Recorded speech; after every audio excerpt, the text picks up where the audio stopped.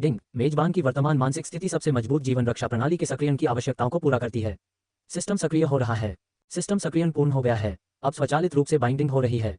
Binding पूरी हो गई है। चूंकि होस्ट पहली बार इस सिस्टम को प्राप्त कर रहा है, इसलिए उसे एक न्यूबी गिफ्ट पैक दिया जा रहा है। क्या आप इसे तुरंत खोलना चाहेंगे? चेन युआन गहरी नींद में सो रहा था, लेकिन उसके दिमाग में बार बार यांत्रिक संकेत ध्वनियां आ रही थीं, जिससे वह धीरे से हम बोल बैठा। डिंग, बधाई हो होस्ट, आपने सर्वाइवल हिंट गाइड प्राप्त कर ली है। बधाई हो होस्ट, आपने रैंक जोड़ 9 प्राप्त कर ली है। बधाई हो होस्ट, आपने मॉर्टल वेपन किंगफैंग स्वॉर्ड प्राप्त कर ली है। किंगफैंग स्वॉर्ड स्वचालित रूप से सिस्टम बैकपैक में रख दी गई है। होस्ट इसे किसी भी समय प्राप्त कर सकते हैं। सिस्टम प्रॉम्प्ट की आवाज फिर से सुनाई दी। चेन युआन, जो स्तब्ध था, अचानक अपनी आंखें खोल बैठा। उसकी सारी नींद तुरंत गायब हो गई। अपने सामने मौजूद नम संकरी पत्थर की गुफा को देखकर चेन युआन 3 सवालों से अचंभित हो गया। मैं कौन हूँ? मैं कहाँ हूँ? मुझे क्या करना होगा? तभी अचानक उसके दिमाग में एक तेज तीव्र दर्द उठा। तीव्र दर्द के साथ साथ यादों का एक बड़ा सैलाब उमड़ आया। त्यानिक्सुआन महाद्वीप, भूमिगत गुफाएं, जनजातियां, अस्तित्व, खेती, भोजन की तलाश में बाहर जाना। स्मृतियों का तेजी से विलय हो गया, जिससे चेन युआन को अपनी वर्तमान दुर्दशा को तुरंत समझने में मदद मिली। उनका पुनर्जन्म हुआ था। वह त्यानिक्सुआन महाद्वीप नामक स्थान पर पहुंच गया था। इसके अलावा उसने एक 16 वर्षीय बच्चे के शरीर पर कब्जा कर लिया था, जो बाहर साहसिक यात्रा करने के लिए एक अन्वेषण दल में शामिल होने वाला था। इससे भी ज्यादा हास्यास्पद बात यह थी कि 100 साल पहले इस दुनिया में एक विनाशकारी आपदा आई थी, जिसने दुनिया को उलट-पुलट कर दिया था। दिन और रात की दिशा उलट गई थी। सतह निर्जन हो चुकी थी। सौभाग्य से चेन युआन जिस जनजाति से संबंधित था, वह उस समय एक भूमिगत स्थान में भाग निकला था, जिससे वे जीवित रह सके। बाद में सतह पर भयानक परिवर्तन हुए। याओ जानवर बेहद क्रूर हो गए और अपनी भयानक प्रजनन क्षमता के कारण उन्होंने जल्दी ही महाद्वीप के लगभग सभी क्षेत्रों पर कब्जा कर लिया। मानव जाति के लिए अब सतह पर लौटना संभव नहीं था और उन्हें अंधेरी, नम भूमिगत गुफाओं में अनिश्चित रूप से जीवन व्यतीत करना पड़ा। चेन युआन जिस जनजाति से था, वह लगभग 30 वर्षों से यहीं रह रही थी। ये जनजाति की खोज टीम द्वारा हाल के वर्षों में खोजा गया सबसे सुरक्षित रहने का स्थान था, लेकिन अब यह एक बड़े संकट का भी सामना कर रहा था। उस कबीले से पानी रिसने लगा था। अनुभव के आधार पर ऐसा लग रहा है कि बहुत जल्द ही उनका वर्तमान निवास स्थान एक विशाल महासागर में बदल जाएगा। हालात और भी बदतर हो गए, क्योंकि कबीले में खाने का सामान बहुत कम बचा था। उन्हें एक नए निवास स्थान की तलाश में बड़े इलाके में जाना पड़ा और साथ ही जितना हो सके उतना खाना भी लाना पड़ा। अन्यथा कबीले के सैकड़ों लोग भूख से मर सकते थे। तो यह एक शुभानुहुआ वर्ल्ड सर्वाइवल डंजन है। चेन युआन समझ गया और उसके मन ने इस सेटिंग को स्वीकार कर लिया। बस शुरुआत से ही कठिनाई का स्तर बहुत ही कठिन है। उसके मन में मौजूद स्मृतियों के अनुसार इस दुनिया की सभी जातियों में उत्परिवर्तन हो चुका था। याओ बीस्ट अत्यंत शक्तिशाली हो गए थे और यहाँ तक कि पुराने पेड़ भी आत्माओं में परिवर्तित हो सकते थे। हालांकि मानव जाति इस महान परिवर्तन के दौरान जमीन के बहुत नीचे छिपी रही, जिससे वह इस अवसर से वंचित रह गई। परिणामस्वरूप इस दुनिया में मानव जाति सबसे कमजोर जानवर बन गई थी, जो अन्य सभी जातियों का शिकार बन गई थी। जीवित रहने और भोजन प्राप्त करने के लिए जनजाति हर साल अनगिनत जाने गंवाती थी। शुरुआत में जनजाति के खोज दल का नेतृत्व ची संघनन क्षेत्र के विशेषज्ञ करते थे और केवल 30 वर्ष से अधिक आयु के पुरुष ही भोजन की खोज में जाते थे। लेकिन धीरे धीरे जैसे जैसे लौटने वाले लोगों की संख्या कम होती गई, अब 16 वर्ष के बच्चों को भी भोजन की खोज में जाना पड़ता था। और चेन युआन का पिछला शरीर, अगर चेन युआन को सही से याद है, तो कल ये जानकर बुरी तरह डर गया था कि उसे भोजन की तलाश में एक अभियान पर जाना होगा। इससे पता चलता है कि बाहर का माहौल कितना भयावह था।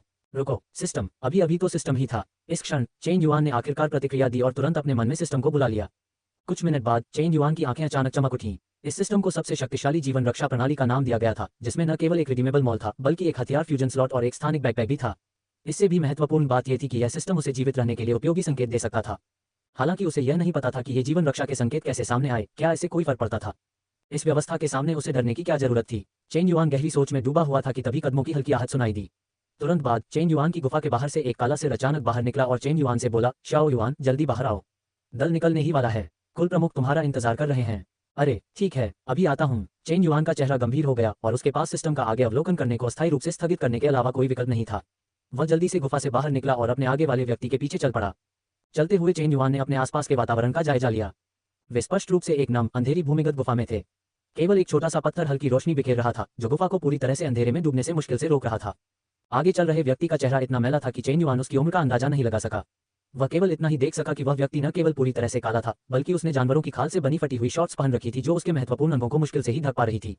खुद को नीचे देखते हुए, हे भगवान, वह तो सामने वाले व्यक्ति से भी बदतर हालत में था। उस व्यक्ति के पास कम से कम जानवरों की खाल तो थी, लेकिन उसके पास तो बस कुछ काली, लगभग सड़ी हुई घास की डंडियों और पत्तियों से बुनी हुई छोटी पैंट थी, जिससे वह खुद को मुश्किल से ही ढक पा रहा था। जैसे जैसे चेन युआन आगे बढ़ा, उसने दोनों ओर की पत्थर की दीवारों में अपने घर जैसी कई छोटी छोटी खोखली आकृतियां देखी। कुछ पर घास की पतली पतली झाड़ियां भी थीं, जो स्पष्ट रूप से रहने की जगहें थीं, लेकिन इस समय ये सभी घर खाली थे।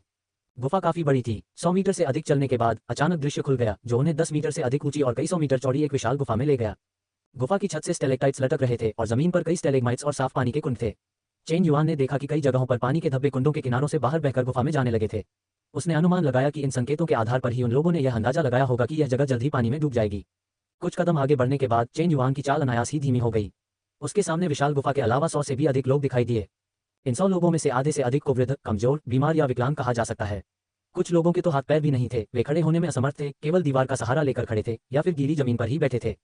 इनके अलावा लगभग 30 लोग ऐसे थे जो अपेक्षाकृत स्वस्थ या मजबूत शरीर वाले दिख रहे थे। वे एक बूढ़े व्यक्ति के सामने सीधे खड़े थे जिसने पूरी तरह से जानवरों की खाल का कोट पहन रखा था और एक छड़ी पकड़ी हुई थी। हालांकि बूढ़ा आदमी झुका हुआ था, लेकिन उसकी आंखें चमकदार और भेदक थीं। जब उसने चेन युआन के आगमन को देखा तो उसकी आंखों में चेन युआन के प्रति स्पष्ट रूप से जटिलता और लाचारी झलक रही थी। ठीक है, शियाओ युआन भी यहाँ है, चलो सब लोग पहले खाना खा लेते हैं, कबीले के मुखिया ने धीरे से कहा। जैसे ही उसने बोलना शुरू किया, कबीले के मुखिया के सामने खड़े लोगों का समूह अंततः गुफा में चट्टान की दीवार के पास एक जगह की ओर चल पड़ा। चेन युआन ने तब देखा कि उस कोने में खाने का ढेर लगा हुआ था। हालांकि इसका अधिकांश भाग काला दिख रहा था और कुछ तो अज्ञात चीजों से बना हुआ प्रतीत हो रहा था, लेकिन वास्तव में ये भोजन ही था। 20-30 लोग भोजन के आगे आकर बिना किसी औपचारिकता के सामने रखा भोजन झट से उठाकर बड़े बड़े निवालों में निगल गए। इसके विपरीत लगभग 70 बुजुर्ग, कमजोर, बीमार और विकलांग लोग लगातार अपनी लार निगलने के बावजूद स्थिर खड़े रहे और भोजन करने के लिए आगे बढ़ने का कोई इरादा नहीं दिखाया। चेन युआन जानता था कि यह भोजन बाहर जाने वाली खोज टीमों के लिए तैयार किया गया था। उन्हें भरपेट खाने देने से ही वे आगे और खोजबीन कर पाएंगे और अधिक भोजन वापस ला पाएंगे। जहां तक गुफा में रह गए लोगों की बात है, उनमें से अधिकांश ने अभियानों में भाग लिया था और घायल होने के बाद सेवानिवृत्त हो गए थे। इन लोगों को खोज दल का महत्व समझ में आता था, इसलिए जब तक उन्हें खाने को मिलता रहे और वे भूखे न मरे, यही उनके लिए काफी था। चेन युआन का वर्तमान शरीर इसी तरह विकसित हुआ था। शाओ युआन, चलो जल्दी खा लो, ये सफर कम से कम 3-4 दिन चलेगा। अगर तुमने पेट भर कर नहीं खाया तो बाहर बड़ी मुसीबत हो जाएगी। चेन युआन को लाने वाला आदमी भी अब विनम्र नहीं रहा। वह भी खाने के ढेर के पास गया, थोड़ा सा उठाया और बड़े बड़े निवाले लेकर खाने लगा। शाओ युआन, तुम खाना क्यों नहीं खा रहे हो? बूढ़े कबीले के मुखिया की निगाह चेन युआन पर पड़ी। न केवल वह, बल्कि उसके आसपास मौजूद बाकी 70 या 80 लोगों ने भी अपनी निगाहें चेन युआन पर टिका दी। ठीक है, चेन युआन का चेहरा कुछ जटिल भावों से भरा हुआ था जब उसने इन लोगों पर अपनी नजर डाली। इनमें से कुछ वृद्ध, दुर्बल, बीमार और विकलांग लोगों के अंग कटे हुए थे और उनका शरीर लकड़ी की तरह पतला था। भोजन को देखकर उनकी आंखें चमक उठी, विशेषकर कुछ छोटे बच्चों की। यदि उनके माता पिता ने उन्हें रोका न होता तो वे बहुत पहले ही आगे बढ़ जाते। लेकिन फिर भी यहाँ कोई अराजकता नहीं थी और यह सब जीवित रहने के लिए था। दांत पीसते हुए चेन युआन भी खाने के ढेर के पास आया। बचे हुए खाने को देखकर उसकी भौहें और भी सिकुड़ गईं। खाना पहले से ही कम था और टीम में इतने सारे लोग होने के कारण चेन युआन के पास अब केवल कुछ बड़े काले, अज्ञात सूखे मांस के टुकड़े ही बचे थे। चेन युआन ने सिर घुमाकर देखा कि जिस आदमी ने उसे बुलाया था वह भी इसी तरह का सूखा मांस चबा रहा था। बिना और संकोच किए उसने सूखे मांस का एक टुकड़ा उठाया और उसे खा लिया। उफ! अगले ही पल चेन युआन को लगभग उल्टी आ गई। सूखे मांस का टुकड़ा जैसे ही उसके मुंह में गया, एक तेज मछली जैसी दुर्गंध तुरंत उसकी नाक में घुस गई। चेन युआन को वह स्वाद बिल्कुल भी बर्दाश्त नहीं हुआ। इसके अलावा चूंकि उसे ज्यादा भूख नहीं थी, इसलिए चेन युआन ने निगलने की कोशिश करना ही छोड़ दिया। शाओ युआन, क्या तुम खाना नहीं खा रहे हो? अगर बाद में भूख लगी तो तुम्हें सिर्फ मिट्टी ही खानी पड़ेगी, उसके बगल में खड़े आदमी ने कहा। हालांकि चेन युआन ने अपने हाथ में मौजूद सूखे मांस को उस आदमी को बड़ी दृढ़ता से सौंप दिया। उस आदमी ने तुरंत बिना किसी औपचारिकता के उसे ले लिया, इस बात की परवाह किए बिना कि चेन युआन ने उसे काट लिया था, और सीधे उसे चबाते हुए अपने मुंह में डाल लिया। इसी क्षण ऊंचे चबूतरे पर खड़े बूढ़े कबीले के नेता ने अचानक कहा, तुम सब कबीले के अच्छे बच्चे हो और कबीले के सबसे बलवान योद्धा हो। मुझे विश्वास है कि तुम सब कबीले के वर्तमान संकट से भली भांति परिचित हो। अब जनजाति को भोजन की कमी और भूजल के कभी भी डूब जाने के खतरे का सामना करना पड़ रहा है। इसलिए इस बार जब आप बाहर जाएं तो 2 महान मिशन लेकर जाएं। सबसे पहले, जितना हो सके उतना भोजन वापस लाओ। दूसरे, जितना हो सके उतने स्थानों की खोज करो। अधिमानतः जनजाति के रहने के लिए एक उपयुक्त स्थान खोजो। एक बार मिल जाने पर हम इस स्थान से दूर जा सकते हैं और भय में जीने के जोखिम से मुक्त हो सकते हैं। क्या आप सबने मेरी बात सुनी? हाँ, हम और अधिक भोजन इकट्ठा करने और उसे वापस लाने के लिए कड़ी मेहनत करेंगे और हम जनजाति के रहने के लिए उपयुक्त गुफाओं की भी यथासंभव खोज करेंगे। भीड़ ने एक स्वर में उत्तर दिया। हालांकि चेन युआन ने एक बात गौर की कि जब कई लोग एक साथ जवाब देते थे तब भी उनकी आवाज बहुत धीमी होती थी।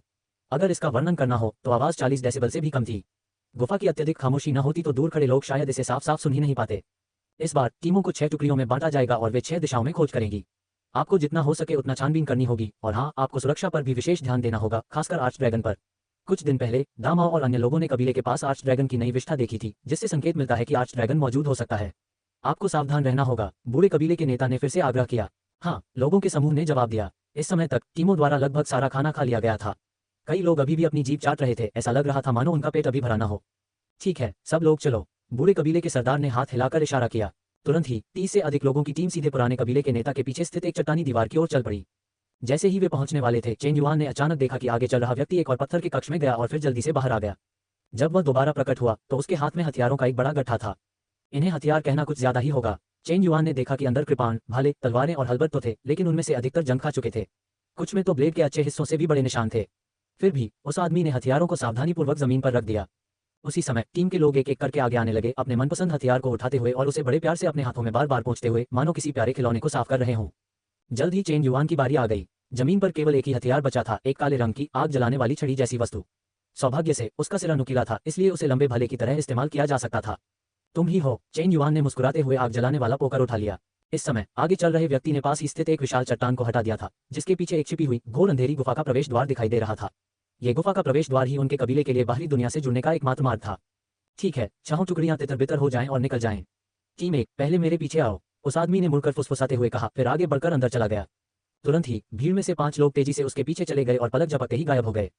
दूसरी टुकड़ी, मेरे पीछे आओ, एक और व्यक्ति आगे बढ़ा और चिल्लाया। उसके पीछे 5 और लोग आए जो गायब हो गए। फिर आई टीम 3 और 5th स्क्वाड। जैसे ही 5वीं टुकड़ी गायब होने वाली थी, चेन युआन को बाहर ले जाने वाला व्यक्ति अचानक गुफा में वापस घुस गया। चेन युआन को घूरते हुए बोला, शाओ युआन, तुम वहां क्यों खड़े हो? जल्दी करो और मेरे पीछे आओ।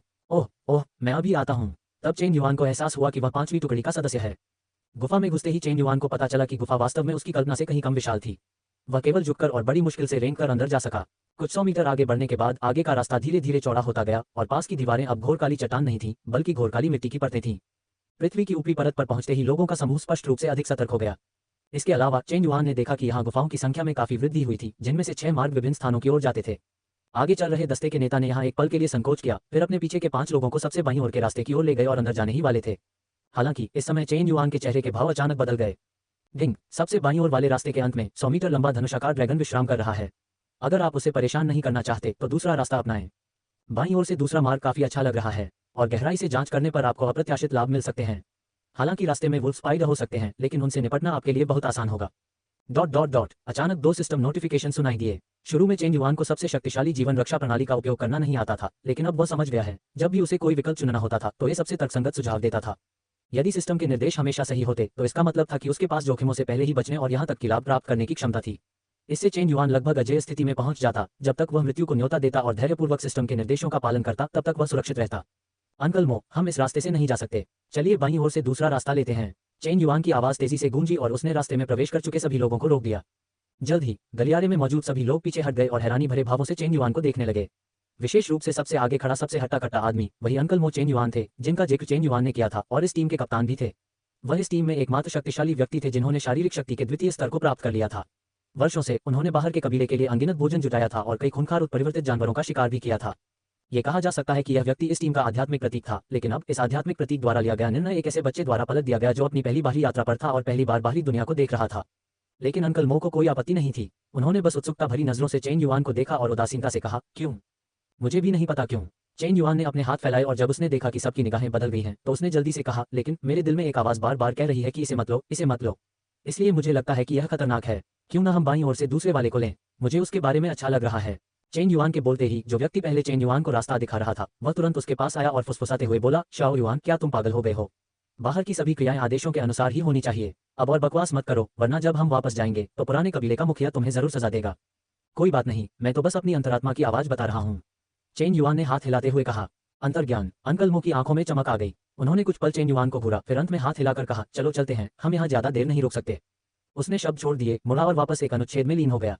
लेकिन उसके पीछे खड़ी चेन युआन मुस्कुराए, क्योंकि इस बार अंकल मो ने जिस रास्ते में ड्रिल किया वह बाईं ओर से दूसरा रास्ता था। चेन युआन ने तुरंत बिना किसी झिझक के आग जलाने वाले लोहे के औजार को पकड़े हुए बिल्कुल अंत में तेजी से पीछा किया और झट से उसके बराबर पहुंच गया। नम और अवरुद्ध भूमिगत गुफा में चेन युआन और उसके साथी दबे पांव आगे बढ़े और अंकल मो के हाथ में मौजूद धुंधली चांदनी पत्थर की रोशनी में लगातार रास्ता टटोलते रहे। दबे पांव चलने का कारण सीधा साधा था। भूमिगत गुफा के विपरीत जिस मार्ग में वे वर्तमान में थे वह मिट्टी की परतों से घिरा हुआ था। अगर उन्होंने मिट्टी की परत में रहने वाले विकृत जीवों को चौंका दिया तो उनकी मुसीबतें बहुत बढ़ जाएंगी। चेन युआन को इस बात की कोई चिंता नहीं थी। वह पहले से ही जानता था कि इस मार्ग में संभावित समस्या वुल्फ स्पाइडर हैं और अन्य खतरे नहीं होने चाहिए। बेशक शर्त यह थी कि सिस्टम उससे झूठ नहीं बोल रहा था। इसी राह पर चलते हुए चेन युआन के मन में सिस्टम की प्रामाणिकता की जांच करने का भी विचार आया। भूमिगत दुनिया में अनिश्चित समय बिताने के बाद आगे चल रहे अंकल मो अचानक रुक गए और उन्होंने बाकी लोगों को इशारा किया। समूह तुरंत नीचे बैठ गया और चुपचाप प्रतीक्षा करने लगा।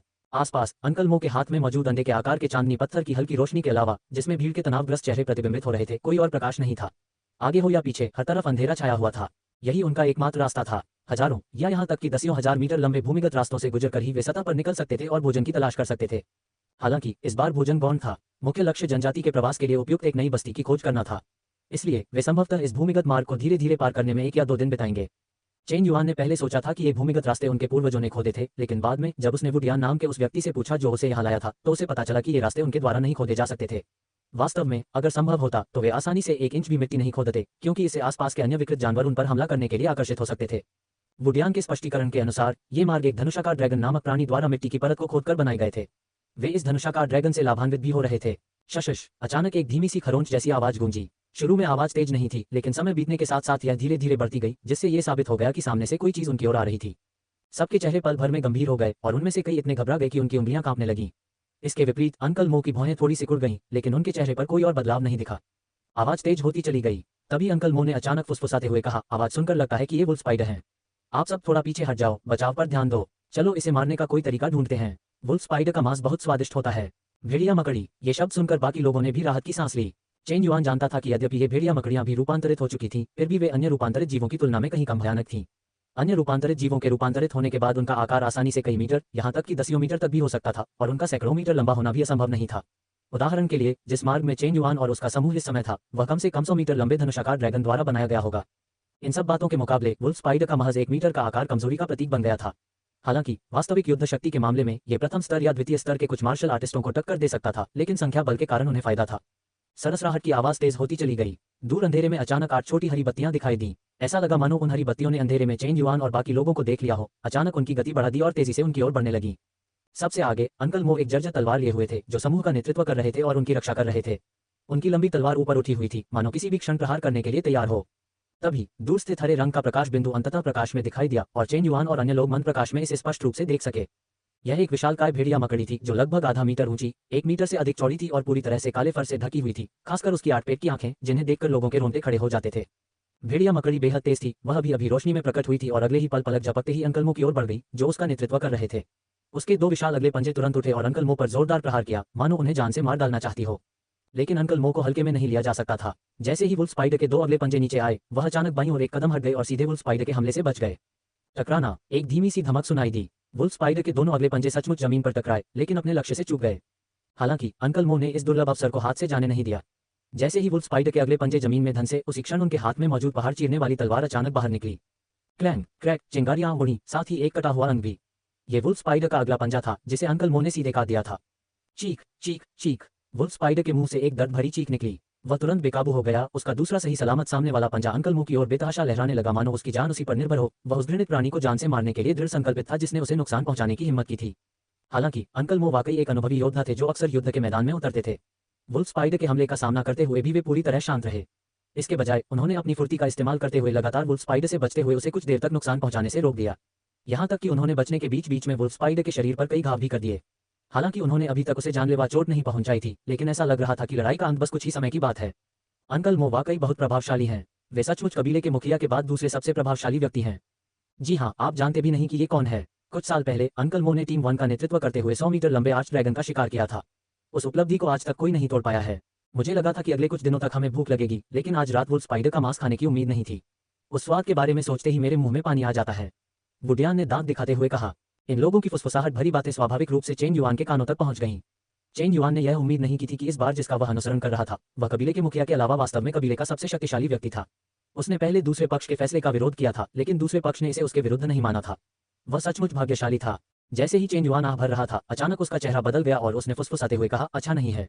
लगभग उसी समय अंकल मो, जो लगातार वुल्फ स्पाइडर के पास मंडरा रहे थे, ने अचानक अपने हाथ में पहाड़ चीरने वाली तलवार उठाई। मौका देखकर वुल्फ स्पाइडर के दूसरे अगले पंजे पर फिर से वार किया। जैसे ही यह अगला पंजा भी कट गया, वुल्फ स्पाइडर अपनी अधिकांश युद्ध शक्ति खो देगा। फिर सभी लोग आगे बढ़कर उसे सीधे मार सकते थे। तथापि जैसे ही पहाड़ को चीरने वाली तलवार वुल्फ स्पाइडर के अगले पंजे से टकराए, अचानक एक तेज चटकने की आवाज सुनाई दी। इसके तुरंत बाद अंकल मो की चौड़ी आंखों के सामने पहाड़ को चीरने वाली तलवार 7 या 8 टुकड़ों में बिखर गई और उड़ गई, जबकि वुल्फ स्पाइडर के सामने वाले पंजे पर केवल एक छोटा सा निशान पड़ा। अरे नहीं! वहां मौजूद लोगों को तुरंत एक बुरी आशंका का एहसास हुआ। लगभग उसी समय वुल्फ स्पाइडर का अगला पंजा अचानक उछला और सीधे अंकल मो की छाती पर जा लगा। अगले ही पल अंकल मो उस जबरदस्त बल के कारण सीधे वुल्फ स्पाइडर के पेट की ओर लुढ़क गए। ये जानना जरूरी है कि वुल्फ स्पाइडर का मुंह उसके पेट में स्थित होता है। वुल्फ स्पाइडर के काटने पर परेशानी हो सकती है, भले ही जान न जाए, लेकिन गंभीर चोटें जरूर लगेंगी। हालांकि ये सब कुछ बहुत जल्दी हो गया। तलवार के टूटने से लेकर अंकल मो के हवा में उड़ने तक सब कुछ पलक झपकते ही हो गया। जब तक दर्शक प्रतिक्रिया करते और आगे बढ़ने की कोशिश करते, तब तक बहुत देर हो चुकी थी। सभी लोग इस दृश्य को निराशा से देख रहे थे। अगर अंकल मो की मृत्यु हो जाती या वे गंभीर रूप से घायल हो जाते, तो उनकी टीम 1 का मिशन समय से पहले ही समाप्त हो जाता और उन्हें कबीले में वापस लौटना पड़ता। उस पल सबका दिल बैठ गया। नहीं, सभी नहीं। तभी अचानक सबको अपने पीछे से तेज हवा का झोंका महसूस हुआ। अगले ही पल उन्होंने एक काली आकृति को अचानक उनके ऊपर से छलांग लगाते हुए देखा, जो अविश्वसनीय गति से वुल्फ स्पाइडर के सामने प्रकट हुई। वह सीधे अंकल मो के पास पहुंच गई, जो वुल्फ स्पाइडर के मुंह में लुढ़कने ही वाले थे। उसने उनका हाथ पकड़ा और अंकल मो को बाहर फेंक दिया, जो सीधे भीड़ पर जा गिरे। उस भीषण बल का सीधा प्रभाव सभी पर पड़ा, जिसके कारण वे अनजाने में कई कदम पीछे हट गए और अंततः बड़ी मुश्किल से रुक पाए।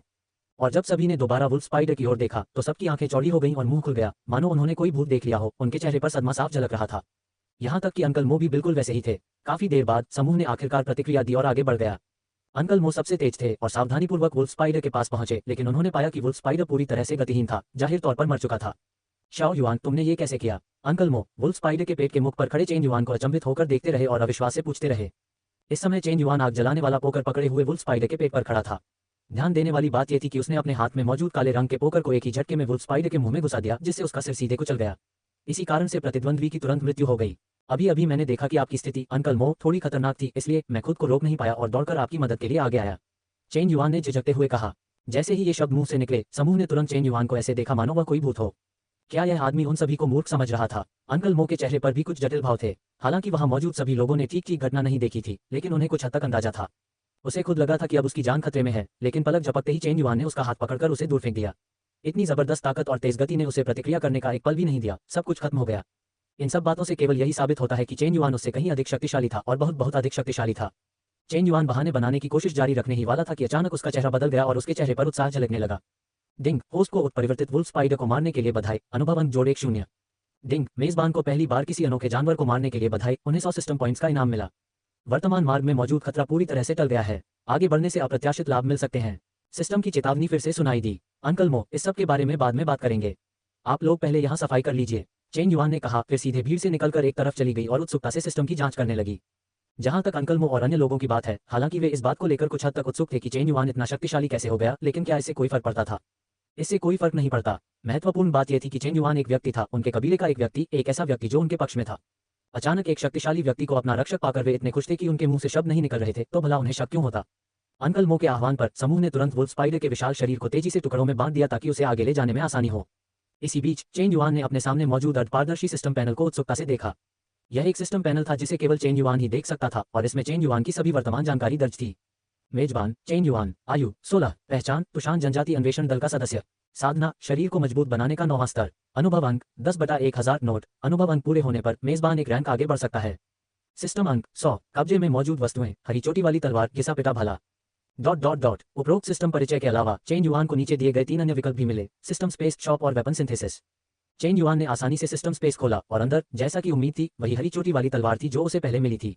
चेन युआन को याद आया कि जब वह उलझन में था तब सिस्टम ने उसे यह इनाम दिया था, लेकिन बाद में वह इसके बारे में भूल गया था। अब उसे याद आया, लेकिन दूर खड़े अंकल मो और अन्य लोगों को देखकर उसने इसे बाहर निकालने का विचार अस्थायी रूप से छोड़ दिया। आखिरकार उसकी अचानक बढ़ी हुई शक्ति को समझाना पहले से ही मुश्किल था। अगर वह अचानक कोई ऐसा बेहतर हथियार निकाल ले जो उन सभी को पल भर में मार सके, तो शायद वे उसे देखकर अवाक रह जाएंगे। हालांकि चेन युआन ने इसे आजमाया और पाया कि उसके हाथ में मौजूद टूटा हुआ अग्नि छड़ी, जिसे सिस्टम घिसा पिटा भाला कहता था, उसे भी सिस्टम स्पेस में संग्रहित किया जा सकता था।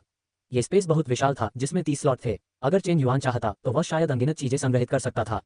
हालांकि ये वस्तु चेन युआन का एक विशेष रहस्य थी, इसलिए वह स्वाभाविक रूप से इसे आसानी से उजागर नहीं करेगा। अंधेरे में भाले का संक्षिप्त परीक्षण ही किया गया। इसके काम करने की पुष्टि होने के बाद चेन युआन ने इसे तुरंत दोबारा निकाल लिया। उसने एक नजर डाली। अंकल मो और बाकी लोग उत्साह से वुल्फ स्पाइडर के शव का विच्छेदन कर रहे थे, इसलिए चेन युआन ने अपना ध्यान वापस दुकान की ओर मोड़ दिया। दुर्भाग्यवश शॉप बटन ग्रे रंग का था और चेन युआन उसे खोल ही नहीं पा रहा था। इससे चेन युआन थोड़ा अवाक रह गया। उसे समझ नहीं आ रहा था कि क्या यह उसकी रैंक कम होने के कारण था या उसके पास सिस्टम पॉइंट्स कम होने के कारण। फिर उसने आखिरी विकल्प हथियार संश्लेषण पर नजर डाली। यह विकल्प उपयोगी था। सरल शब्दों में बताया गया था कि हथियार बनाने के लिए आवश्यक कच्चे माल को संश्लेषण स्लॉट में रखना होता है। पर्याप्त मात्रा में सामग्री उपलब्ध होने पर अपेक्षाकृत अच्छा हथियार यादृच्छिक रूप से उत्पन्न हो सकता है। हालांकि अपने हाथ में मौजूद घिसे पिटे भाले को देखकर चेन युआन ने प्रयोग करने का विचार अस्थायी रूप से रोक दिया। उसकी नजर एक बार फिर 100 सिस्टम पॉइंट्स पर घूमी और अंततः कल्टीवेशन सेक्शन पर लौट आई। अगर मुझे सही याद है तो कुल प्रमुख की साधना केवल शरीर को मजबूत करने के तीसरे स्तर पर है ना? चेन युआन ने बुदबुदाते हुए कहा। उसकी आंखों की चमक और बढ़ गई। क्या इसका मतलब यह नहीं है कि अब वह कबीले का सबसे ताकतवर आदमी है? जब तक मेरे पास पर्याप्त अनुभव अंक हैं, मैं स्वतः ही आगे बढ़ सकता हूँ। यानी जब तक मैं वुल्फ स्पाइडर का शिकार करता रहूंगा, मैं ची संघनन क्षेत्र में पहुंच सकता हूँ। जैसे जैसे वह बोलता गया, चेन युआन और भी उत्साहित होता गया।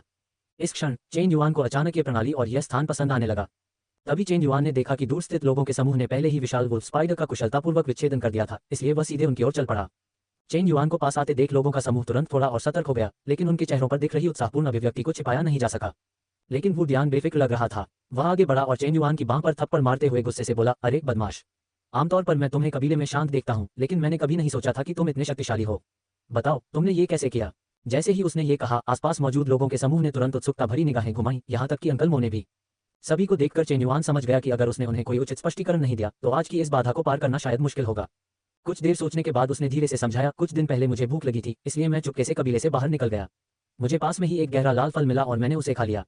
फिर मैं वापस आया और सो गया। जब मैं उठा तो मैंने पाया कि मैं पहले से ज्यादा ताकतवर हो गया हूँ। इतना आसान? वुडियान हैरान रह गया और बाकी लोग भी चौंक गए। उनमें से एक ने उत्सुकता से पूछा, शाओ युआन, तुम्हें ये कहाँ मिले? क्या वहाँ ऐसे और लाल फल हैं? मुझे याद नहीं है, ये जनजाति के पास ही था, लेकिन वहाँ केवल एक ही फल था। चेन युआन ने समझाया।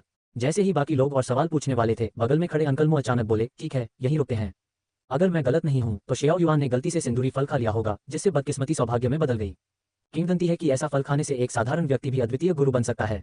हम इस तरह के अवसर से ईर्ष्या नहीं कर सकते। बेहतर होगा कि हम इस मामले को अपने तक ही सीमित रखें। अब से शियाओ युआन के हमारे कबीले में होने से मुझे विश्वास है कि हमारा जीवन निश्चित रूप से बेहतर होगा। अभी के लिए चलिए यहाँ से चलते हैं। अभी हुई इतनी भीषण लड़ाई से आसपास के अन्य रहस्यमयी जानवरों का ध्यान आकर्षित हो सकता है। अगर हम जल्दी नहीं निकले तो हम बड़ी मुसीबत में पड़ जाएंगे। जैसे ही उसने ये कहा, सभी के चेहरे के भाव थोड़े बदल गए और वे सब चुप हो गए और कुछ नहीं बोले। तुरंत ही अंकल मो के नेतृत्व में प्रत्येक व्यक्ति वुल्फ स्पाइडर के मांस का एक बड़ा बंडल लेकर अंकल मो के पीछे पीछे गहरे मार्ग में आगे बढ़ने लगा। चेन युआन समूह के पीछे पीछे चल रहा था और जैसे ही वह सामान उठाने में मदद करने वाला था, वुडियान ने उसे एक तरफ खींच लिया। वह मुस्कुराया, सीधे वुल्फ स्पाइडर के मांस के 2 बड़े गट्टे उठाए और दौड़ते हुए बोला, अरे शाओ युआन, तुम बस पीछे पीछे आओ। तुम्हें ये भारी काम करने की जरूरत नहीं है। शिकार करना तुम्हारी जिम्मेदारी है और सामान उठाने में मदद करना हमारी जिम्मेदारी है। काम का बंटवारा साफ है।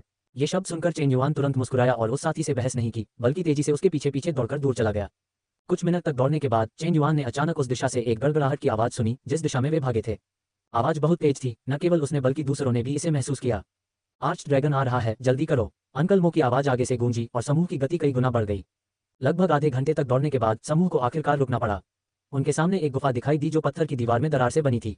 गुफा की ऊंचाई 1 मीटर से थोड़ी ही कम थी, लेकिन वह काफी विशाल थी। पास पहुंचने से पहले ही अंदर से दुर्गंध आने लगी। सबके यहाँ रुकने का कारण यह था कि यह एक पत्थर की गुफा थी और उन्हें अपने कबीले के लिए एक नया सभा स्थल खोजना था, जो कि एक पत्थर की गुफा ही होनी चाहिए थी। चूंकि उन्हें एक गुफा मिल गई थी, इसलिए वे स्वाभाविक रूप से इसे आसानी से खोना नहीं चाहते थे। शाओ युआन, तुम क्या सोचते हो? कुछ देर तक सोच विचार करने के बाद अंकल मो ने अचानक अपना सिर घुमाकर चेन युआन की ओर देखा। क्या ये पत्थर की गुफा उस भेड़िया मकड़ी का घोंसला हो सकती है? चेन युआन ने पलकें झपकाईं। जैसे ही उसने ये कहा, समूह पहले तो स्तब्ध रह गया, फिर एक एक करके उनकी आंखें चमक उठीं। ये सही है, उन्होंने इस बात पर बिल्कुल ध्यान नहीं दिया था। चूंकि रास्ते में उन्हें कोई और अजीबोगरीब जीव नहीं मिला था, इसलिए यह बहुत संभव था कि यह गुफा वुल्फ स्पाइडर का घोंसला हो। ये सोचते ही लोगों के एक समूह ने तुरंत उत्साहपूर्ण भाव प्रदर्शित किए। वुल्फ स्पाइडर का मांस स्वादिष्ट था, ये सच था, लेकिन वुल्फ स्पाइडर के अंडे उससे भी कहीं अधिक लजीज थे। अगर यह गुफा वुल्फ स्पाइडर का घोंसला थी तो इस बात की प्रबल संभावना थी कि इसमें वुल्फ स्पाइडर के अंडे मौजूद हों। तुरंत ही पूरा समूह अंकल मो की ओर देखने लगा, जिन्होंने चेन युआन पर एक नजर डालने के बाद फुसफुसाते हुए कहा, आप सब बाहर ही रहो, मैं पहले अंदर जाकर जांच करता हूँ। अगर कोई खतरा हो तो तुरंत ये जगह छोड़ देना। ठीक है, समूह ने सहमति में सिर हिलाया। अंकल मो, ये लो। भीड़ में से चेन युआन अचानक बोला। अंकल मो ने सिर घुमाकर देखा तो चेन युआन उन्हें अपना अग्नि छड़ी दे रहा था।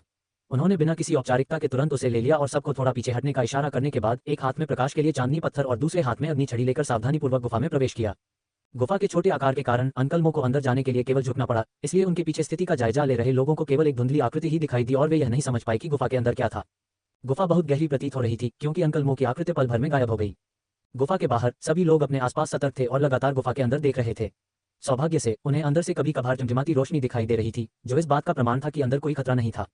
एक कप चाय पीने में जितना समय लगता है, लगभग उतनी देर इंतजार करने के बाद अचानक गुफा के अंदर से अंकल मो की धीमी आवाज आए, अंदर आ जाओ सब लोग। ये सचमुच एक भेड़िया मकड़ी का घोंसला है। ये शब्द सुनते ही गुफा के बाहर इंतजार कर रहे लोग तुरंत उत्साहित हो गए। उन्होंने एक दूसरे को देखा और अंत में सभी ने चेन युआन की ओर देखा। वुडियान ने मुस्कुराते हुए कहा, चेन युआन, तुम पहले अंदर जाओ। ठीक है। चेन युआन ने सिर हिलाया और सबसे पहले झुककर गुफा में प्रवेश किया। गुफा के अंदर दुर्गंध और भी तेज हो गई, जिससे चेन युआन की भौहें तंग गईं, लेकिन वह इसे सहन करने और धीरे धीरे आगे बढ़ने के अलावा कुछ नहीं कर सका।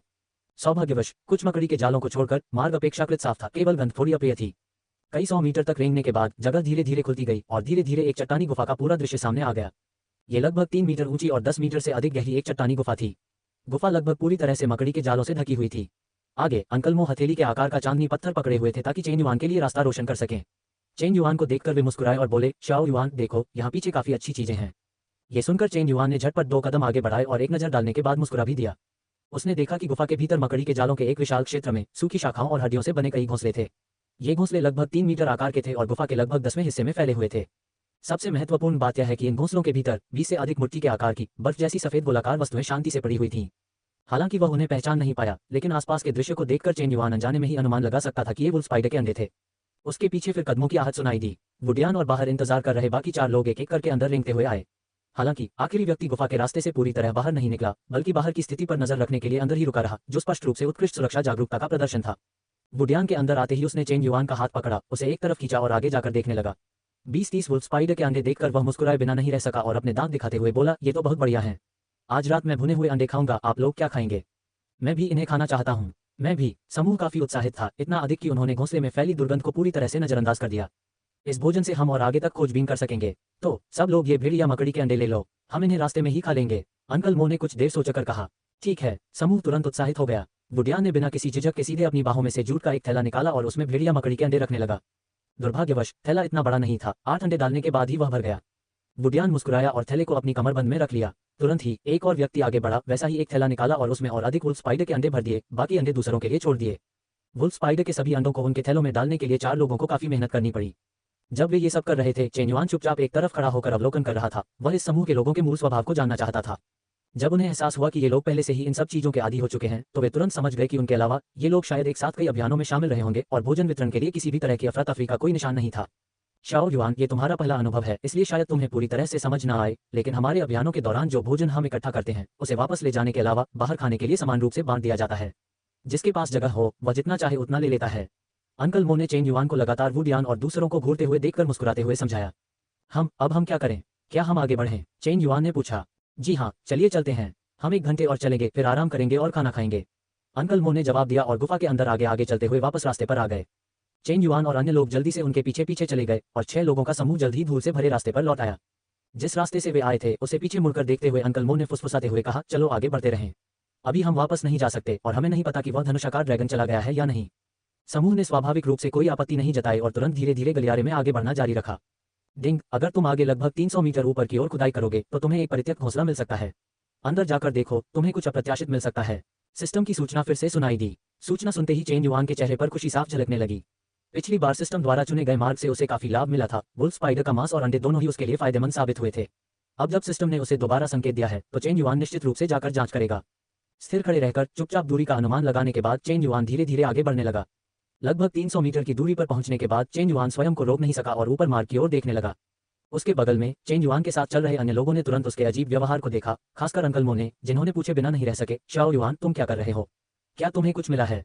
मुझे तो कुछ नहीं मिला, लेकिन मुझे ऐसा लग रहा है कि यहाँ आसपास कुछ है। क्यों ना हम सब मिलकर उसे ढूंढें? चेन युआन ने लापरवाही से एक बहाना बनाया। हालांकि चेन युआन ने इस बहाने को कमाका था। जब समूह ने चेन युआन की बातें सुनी तो वे सभी तुरंत उत्साहित हो गए और उनकी खोज चेन युआन की तुलना में कहीं अधिक जोशपूर्ण थी। हालांकि पलक झपकते ही पास ही से दुनजी नाम के एक व्यक्ति ने कहा, अंकल मो, चेन युआन, मुझे यहाँ मिट्टी में एक दरार मिली है जिसमें हम खुदाई कर सकते हैं। सचमुच? चेन युआन सबसे पहले दौड़कर वहां पहुंचा और बाकी लोग भी जल्दी से उसके पीछे पीछे आ गए। दुनजी नाम के व्यक्ति के सामने पहुंचकर सभी ने पाया कि उसके सिर के ऊपर की मिट्टी की परत अन्य स्थानों से अलग रंग की थी। ऐसा प्रतीत होता था कि वहां कभी कुछ ढह गया था और फिर एक धनुषाकार ड्रैगन ने उसमें से सुरंग खोदकर खुद को सीधे इस मार्ग में स्थापित कर लिया था। अब हम क्या करें? क्या हम बस खुदाई करते रहें? समूह ने चेन युआन की ओर देखा, फिर अंकल मो की ओर। सभी थोड़े असमंजस में थे। आखिरकार वे जितने लंबे समय तक ऐसे सुनसान इलाके में रहेंगे, खतरा उतना ही बढ़ जाएगा। सबसे महत्वपूर्ण बात यह है कि यहाँ सीधे खुदाई करना आत्महत्या के समान होगा। यदि खुदाई की आवाज फैलकर आसपास के अन्य जंगली जानवरों को सचेत कर दे तो उनके पास अपनी जान बचाने के लिए पर्याप्त जीव नहीं बचेंगे। डंजी और वुडियान, तुम दोनों तरफ जाओ और किसी भी खतरे पर नजर रखो। अगर कोई खतरा हो तो हमें तुरंत सूचित करो, अंकल मो ने निर्देश दिया। ठीक है। दोनों ने जरा भी संकोच नहीं किया। उन्होंने तुरंत अपने हाथ में पकड़े हुए वुल्फ स्पाइडर के मांस और वुल्फ स्पाइडर के अंडों से भरे थैलों को रास्ते के किनारे रख दिया और अलग अलग दिशाओं में भाग गए। इस पर सबकी निगाहें चेन युआन पर टिक गईं। चेन युआन बाकी लोगों की तरह चिंतित नहीं था। आखिरकार सिस्टम ने संकेत दिया था कि यह सिर्फ एक परित्यक्त घोंसला है, इसलिए कोई खतरनाक स्थिति नहीं होगी। ये सोचते हुए चेन युआन ने अंकल मो से आग जलाने वाला पोकर वापस ले लिया, सभी को पीछे हटने का इशारा किया और जल्दी से खुदाई शुरू कर दी। ये कहना ही पड़ेगा कि आग जलाने वाला औजार खुदाई के लिए बेहद धीमा था। सौभाग्य से चेन युआन की साधना पर्याप्त थी, इसलिए वह जल्दी नहीं थका। लगभग आधे घंटे तक खुदाई करने के बाद आखिरकार वह एक ऐसा रास्ता खोदने में कामयाब हुआ जो मुश्किल से एक व्यक्ति के निकलने लायक था। और ऊपर जाने पर खुदाई की कोई आवश्यकता नहीं थी, क्योंकि वह अंदर से पहले से ही खोखला था, केवल सबसे निचला हिस्सा ही मिट्टी से ढका हुआ था।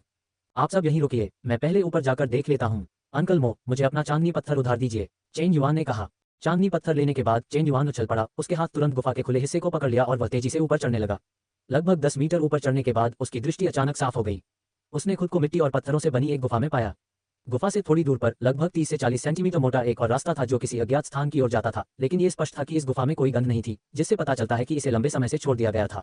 एक त्वरित नजर डालने के बाद चेन युआन की निगाह अचानक दूर रेत और पत्थरों के ढेर के नीचे पड़ी एक वस्तु पर टिक गई।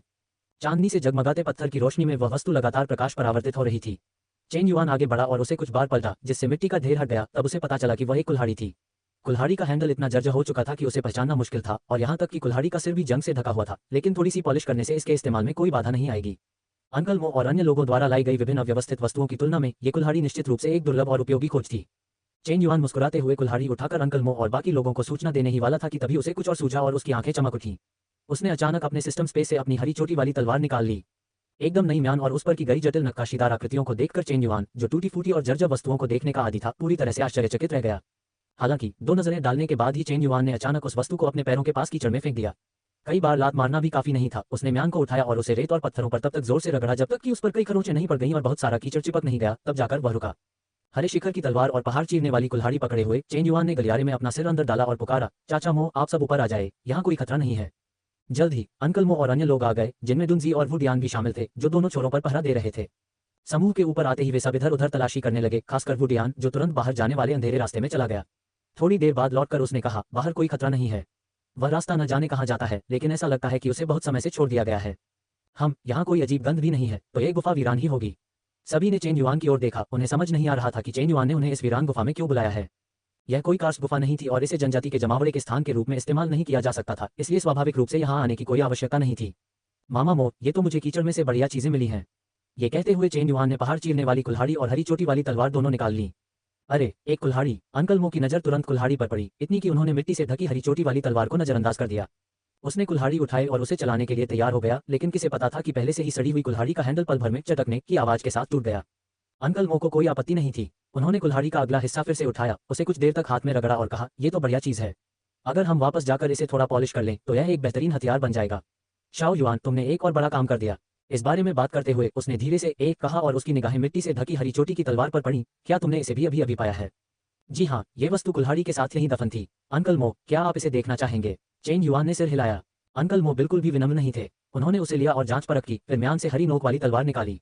जब उन्होंने देखा कि अंदर जरा भी जंग नहीं है, तो उनकी आंखें और भी चमक उठीं। आसपास मौजूद अन्य लोग भी इकट्ठा हो गए और हरे रंग की चोटी पर लगी तलवार को ध्यान से देखने लगे। ये चीज न जाने कब से यहाँ दबी पड़ी है और इस पर जंग तक नहीं लगी। ये वाकई एक बेहतरीन वस्तु है। मुझे लगता है कि यह साधारण नश्वर हथियारों से कहीं अधिक शक्तिशाली है और आध्यात्मिक हथियार के स्तर तक पहुंच चुकी है ना? वुडियान ने यह कहते हुए खुद को रोक नहीं पाया। वुडियान की बातें सुनकर अंकल मो की आंखों में चमक आ गई, फिर उन्होंने तुरंत हरी चोटी वाली तलवार चेन युआन को वापस सौंप दी। ये तुम्हें मिली है और यहाँ सबसे ताकतवर तुम ही हो। अगर ये तुम्हारे पास है तो हमारे बचने की संभावना और भी बढ़ जाती है। बिल्कुल सही, मैं सहमत हूँ। जियाओ युआन इसके लिए एकदम उपयुक्त है। बिल्कुल, असल में ये कुल्हाड़ी भी तुम्हें ही लौटानी चाहिए थी, लेकिन अब हम बाहर हैं और कुल्हाड़ी रखने से मेरी ताकत और बढ़ जाएगी, इसलिए मैं इसे अभी तुम्हें नहीं दे रहा हूँ। जब हम कबीले में लौटेंगे तब मैं इसे तुम्हें वापस दे दूंगा। अंकल मो ने अपने हाथ में पकड़ी कुल्हाड़ी को देखा, उनका चेहरा थोड़ा लाल हो गया। साफ तौर पर उन्हें चेन युआन की वस्तु लेने पर थोड़ी शर्मिंदगी महसूस हो रही थी। चाचा मो, आप क्या कह रहे हैं? ये कुल्हाड़ी तो मैंने आपको उपहार में दी थी। आपकी अगुवाई की बदौलत ही हमारी टीम यहाँ तक पहुँच पाई है, और वैसे भी मुझे इसे इस्तेमाल करने की आदत नहीं है। अगर यह आपके पास है तो हमारी टीम के बचने की संभावना भी बहुत बढ़ जाएगी। अगर हमें बाद में कोई और अच्छे हथियार मिलते हैं तो हम सब मिलकर एक एक हथियार पाने की कोशिश करेंगे। चेन युआन ने मुस्कुराते हुए कहा। जैसे ही ये शब्द कहे गए, अंकल मो की नजरें चेन युआन की ओर काफी नम पड़ गईं और उनके बगल में बैठे अन्य लोग खुशी से झूम उठे और जोर जोर से सिर हिलाने लगे। सबको इतना उत्साहित देखकर अंकल मो ने कुछ देर सोचा और फिर कहा, यह आराम करने के लिए बहुत ही बढ़िया जगह है। चलिए 1 घंटे आराम करते हैं और कुछ खा लेते हैं। पेट भर खाने पीने के बाद हम अपनी यात्रा जारी रखेंगे। ठीक है, सभी ने तुरंत सिर हिलाया। सभी लोगों ने अपने साथ लाए हुए वुल्फ स्पाइडर के मांस और अंडे को गुफा के कोने में ढेर कर दिया। वुडियान दौड़कर गया और एक बड़ा पत्थर हटाकर उस रास्ते को अस्थायी रूप से बंद कर दिया जो एक अज्ञात गंतव्य की ओर जाता था। फिर उसने तुरंत पूरी गुफा में खोजबीन शुरू कर दी। सौभाग्यवश, हालांकि गुफा को लंबे समय से छोड़ दिया गया था, फिर भी उसके अंदर कई सूखी शाखाएं और कुछ पत्ते मौजूद थे। एक कोने में एक टूटा हुआ घोंसला भी था, जिसे पूरी तरह से अलग करके गुफा के केंद्र में ले जाया गया।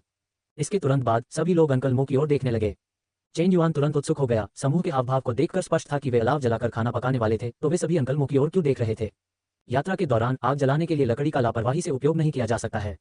ये वस्तु न केवल बहुत कीमती है बल्कि बहुत खतरनाक भी है। लापरवाही से इस्तेमाल करने पर यह विचित्र जीवों को आकर्षित कर सकता है। ये जगह बहुत सुरक्षित है, इसीलिए हम खाना पकाने के लिए आग जला सकते हैं, वरना इसकी इजाजत नहीं होती। अंकल मो ने समझाया, फिर ध्यान से अपनी बाहों में से एक पैकेट निकाला।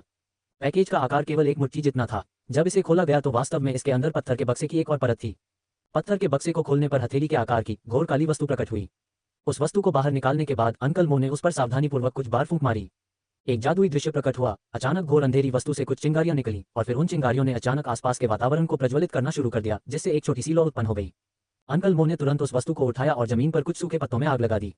आसपास मौजूद अन्य लोगों ने जल्दी से आग जलाना शुरू कर दिया, जबकि अंकल मो ने सावधानीपूर्वक सूखी लकड़ियों को बुझाकर पत्थर के बक्से में वापस रख दिया, उसे एक थैले में लपेटा और सावधानीपूर्वक उसे वापस अपनी बाहों में रख लिया। चेन युआन की निगाहें हट गईं। वह समझ गया था कि यह आग लगाने वाले पदार्थ जैसा कुछ था, लेकिन चेन युआन को जिज्ञासा हुई, अतीत में इस दुनिया को किस तरह का विनाशकारी झटका लगा था।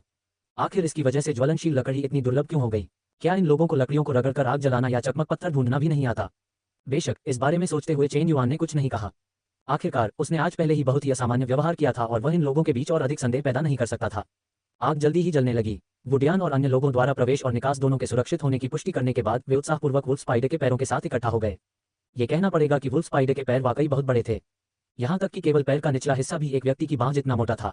वुडियान ने चेन युआन और अंकल मो दोनों को एक एक वुल्फ स्पाइडर का पैर दिया और उन्हें भूनने के लिए सीधे आग में फेंक दिया। कुछ ही देर में भुने हुए मांस की स्वादिष्ट सुगंध हवा में फैल गई। कबीले में पहले खाए गए गहरे काले सूखे मांस की तुलना में अब उनके सामने जो कुछ था वह निस्संदेह एक स्वादिष्ट व्यंजन था।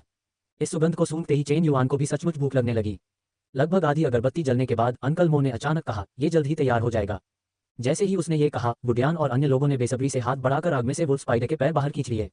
गर्मी के कारण वे लगातार सांस अंदर खींच रहे थे और हाथों को इधर उधर कर रहे थे, फिर भी उन्होंने उन्हें नीचे रखने से इनकार कर दिया।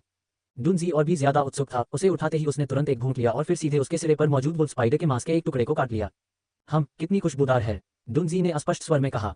उसकी बातों पर बाकी लोग जोर से हंस पड़े और उनमें से हर एक ने अपने सामने रखा हुआ भेड़िया मकड़ी का मांस उठाया और उसे कुतरना शुरू कर दिया। ये देखकर कि चेन युआन अभी तक हिला भी नहीं था, उसके बगल में खड़े वुडियान ने चेन युआन के वुल्फ स्पाइडर पैर को बाहर निकालने में मदद की और उसे उसके सामने रख दिया। मैं कहता हूँ, शाओ युआन, क्या तुम्हें अभी तक भूख नहीं लगी है? उसे याद आया कि चेन युआन ने कबीले में पहले कुछ नहीं खाया था और वह अब भी कुछ नहीं खा रहा था। मुझे भूख तो लग रही है, लेकिन क्या आप लोग मसाला या नमक नहीं डालते? चेन युआन ने आखिरकार पूछे बिना नहीं रह सकी। ओह, आपका मतलब नमक से है? वह तो आजकल बहुत कीमती चीज है। हमें कबीले में आमतौर पर खाने के लिए कुछ मुश्किल से ही मिल पाता है। यहाँ हम इतनी अच्छी चीजें कैसे ला सकते हैं? इसके अलावा इस वुल्फ स्पाइडर का मांस एक अच्छी चीज है, ये बिना नमक के भी बेहद स्वादिष्ट होता है। क्या आपको मुझ पर विश्वास नहीं है? इसे आजमा कर देखिए, वुडियान ने वुल्फ स्पाइडर का पैर चबाते हुए समझाया। चेन युआन ने थोड़ा भौहें सिकुड़ी, थोड़ा अवाक महसूस किया, लेकिन फिर भी वुल्फ स्पाइडर का पैर उठाया, जली हुई बाहरी परत को छील दिया, जिससे अंदर गुलाबी सफेद मांस का एक बड़ा टुकड़ा दिखाई दिया। मांस की सुगंध तुरंत चारों ओर फैल गई। शायद ये काफी अच्छा होना चाहिए, यही सोचकर चेन युआन ने एक निवाला खाया। इसमें मीठा स्वाद था, जिसमें मिट्टी जैसी मछली की हल्की सी महक भी महसूस हुई, लेकिन मछली की वह महक बिल्कुल नगण्य थी। इसका स्वाद किंग क्रैब जैसा था, बस किंग क्रैब से थोड़ा ज्यादा मीठा था। बेशक इसके अलावा और कोई स्वाद नहीं था। अगर इसमें थोड़ा नमक और अन्य मसाले मिला दिए जाएं तो स्वाद निश्चित रूप से बेहतर हो जाएगा। चेन युआन, जिसे अपने पिछले जीवन में नमकीन व्यंजन खाने की आदत थी, के लिए यह व्यंजन कितना भी सुगंधित क्यों न हो, कुछ निवाले खाने के बाद उसे इसे और खाना मुश्किल लगने लगा। उसके बगल में अंकल मो, जो चुपचाप एक वुल्फ स्पाइडर की टांग कुतर रहे थे, ने स्वाभाविक रूप से ये दृश्य देखा। चेन युआन को कुछ निवाले खाकर रुकते हुए देखकर वह तुरंत कुछ समझ गया। उसने वुल्फ स्पाइडर का पैर भी अपने सामने रख दिया, फिर कुछ देर तक अपनी बाहों में टटोलता रहा और फिर पीले पत्तों में लिपटा एक छोटा पैकेट निकालकर चेन युआन के सामने रख दिया। यह क्या है? चेन युआन एक पल के लिए स्तब्ध रह गया। ये नमक है, अंकल मो ने फुसफुसाते हुए कहा, फिर अपने सामने रखे वुल्फ स्पाइडर के मांस को उठाया और धीरे धीरे खाना जारी रखा। चेन युआन ने संदेह के साथ पत्तों का पैकेट खोला और वास्तव में उसके अंदर हथेली के आकार का नमक का पैकेट निकला। लेकिन वह इसका वर्णन कैसे करे? चेन युआन ने अपने पिछले जीवन में जो नमक खाया था वह बर्फ के टुकड़ों की तरह बिल्कुल सफेद था, लेकिन पत्तों में लिपटा ये छोटा पैकेट पूरी तरह से फीका पीला नमक था, जिसमें रेत के कई दाने एक साथ गुच्छे के रूप में जमे हुए थे, जैसे नमक के पत्थर। उसने थोड़ा सा चखने के लिए डुबोया। ये वास्तव में नमक था, लेकिन नमकीन स्वाद में अन्य कड़वे स्वादों की बड़ी मात्रा मिली हुई थी, जो स्पष्ट रूप से एक अशुद्ध उत्पाद था। चेन युआन की भौहें सिकुड़ी देखकर वुडियान ने बगल से कहा, शाओ युआन, ये बहुत बढ़िया चीज है। ये बहुत अनमोल है। अंकल मो को ये पिछले महीने ही एक कनखजूरे का शिकार करने के बाद मिला था और कबीले के मुखिया ने उन्हें पुरस्कृत करने के लिए एक अपवाद बनाया। नमक का इतना छोटा टुकड़ा मिलना बहुत मुश्किल है। अंकल मो ने असल में ये आपको दिया था। मुझे बहुत ईर्ष्या हो रही है। चेन युआन की पलकें फड़क उठी। उसने कभी सोचा भी नहीं था कि नमक का इतना छोटा सा टुकड़ा इतना कीमती होगा। चेन युआन की उलझन को भांपते हुए वुडियान ने आगे कहा, तुम्हें पता है कि हमारा कबीला नमक का उत्पादन नहीं करता है।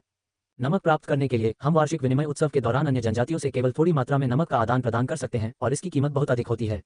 बात सिर्फ इतनी सी है कि तुम पहले बच्चे थे, इसलिए कोई तुम्हें ये बातें नहीं बताता था। अच्छा हुआ कि अब आपको पता चल गया। चेन युआन ने सिर हिलाया, अपने सामने रखे नमक के पैकेट को देखा, उसमें से सावधानीपूर्वक एक छोटा सा दाना निकाला, फिर बाकी नमक को वापस पैक करके अंकल मो को लौटा दिया। मैं ज्यादा नमक नहीं खाता, आप रख लीजिए, अंकल मो ने मुस्कुराते हुए कहा। यह चेन युआन एक पल के लिए स्तब्ध रह गया। कोई बात नहीं, इसे अपने पास ही रखो। अगर मुझे बाद में इसकी जरूरत पड़ी तो मैं आपसे ही मांग लूंगा। इसके अलावा आपने मुझे जो कुल्हाड़ी दी है वह इस नमक से कहीं अधिक कीमती है, अंकल मो ने मुस्कुराते हुए कहा। जैसे ही उसने ये कहा, चेन युआन भी मुस्कुराया, सिर हिलाया और नमक को अपनी बाहों में दबा लिया, फिर किसी को पता चले बिना उसने उसे सीधे सिस्टम बैकपैक में रख दिया। इसके बाद ही उसने पहले से निकाले हुए नमक के छोटे दाने को पीसकर अपने सामने भुने हुए वुल्फ स्पाइडर के मांस पर समान रूप से छिड़क दिया। एक और निवाला लेने के बाद स्वाद वाकई बेहतर हो गया। आधा मीटर लंबी वुल्फ स्पाइडर की टांग चेन युआन ने अकेले ही खा ली, जिससे वह पूरी तरह से तृप्त और संतुष्ट हो गया। बाकी सब लगभग एक जैसे ही थे, हालांकि अंकल मो ने थोड़ा ज्यादा खाया। उन्होंने चेन युआन की तुलना में दुगुना भोजन किया। जब सभी ने पेट भरकर खा पी लिया तो वुडियान और अन्य लोगों ने अलाव की बची हुई गर्मी का उपयोग करते हुए 1 दर्जन वुल्फ स्पाइडर के अंडे सेके। हालांकि भुने हुए वुल्फ स्पाइडर के अंडे तुरंत नहीं खाए गए, बल्कि उन्हें वापस थैलों में डालकर साथ ले जाया गया। आखिरकार रास्ते में आराम करने और खाना पकाने के लिए आग जलाने की जगह हमेशा मिल पाना संभव नहीं था। ज्यादातर समय उन्हें आराम करने के लिए कोई उपयुक्त जगह नहीं मिलती थी और वे अपने साथ लाए सूखे राशन से ही काम चलाते थे। अब जब हालात ठीक थे तो उन्होंने स्वाभाविक रूप से कुछ भेड़िया मकड़ी के अंडे भूनकर अपने साथ ले जाने का मौका लपक लिया, ताकि जरूरत पड़ने पर काम आ सकें। ये देखकर कि अभी भी कुछ समय बाकी है, चेन युआन ने चुपचाप सिस्टम खोला और निचले बाएं कोने में हथियार संश्लेषण स्लॉट को देखा। वह इसे आजमाने के लिए उत्सुक था। फिर उसने चाचा मो के बगल में रखी कुल्हाड़ी और आग जलाने वाले लोहे के डंडे को देखा और बोलने की कोशिश करते हुए कहा, चाचा मो, मुझे ये दोनों चीजें थोड़ी देर के लिए दे दीजिए। मैं इनसे कुछ बनाने की कोशिश करना चाहता हूँ। ये बाद में काम आएगा। तुम हथियार भी बना सकते हो? अंकल मो ने आश्चर्य से पूछा। जब मैं पहले कबीले में था तो मैंने अंकल वान को इन्हें बनाते देखा था, इसलिए मैं भी इसे आजमाना चाहता हूँ। चेन युआन ने झिझकते हुए कहा। बस यही है, अगर तुम कोशिश करना चाहते हो तो कोशिश करो। अंकल मो मुस्कुराए और चेन युआन को कुल्हाड़ी और आग जलाने वाला पोकर दोनों सौंप दिए। साथ ही वे ये जानने के लिए भी बहुत उत्सुक थे कि चेन युआन किस तरह का हथियार बना सकता है। आखिरकार कबीले में चाचा वांग ही एकमात्र ऐसे व्यक्ति थे जो हथियार बना सकते थे। अगर चेन युआन भी ऐसा कर सकता तो इससे उसे वाकई बहुत सारी परेशानियों से मुक्ति मिल जाती। ठीक है, आप सब थोड़ी देर यहीं रुके, मैं कुछ और सामान लेने जाता हूँ। चेन युआन ने कुल्हाड़ी और आग जलाने वाला पोकर उठाया और उसी रास्ते से निकल गया जिससे वे पहले ऊपर आए थे। अंकल मो और बाकी लोग एक पल के लिए स्तब्ध रह गए। उन्हें उम्मीद नहीं थी कि चेन युआन को हथियार बनाने के लिए बाहर जाना पड़ेगा, लेकिन किसी ने कुछ नहीं कहा।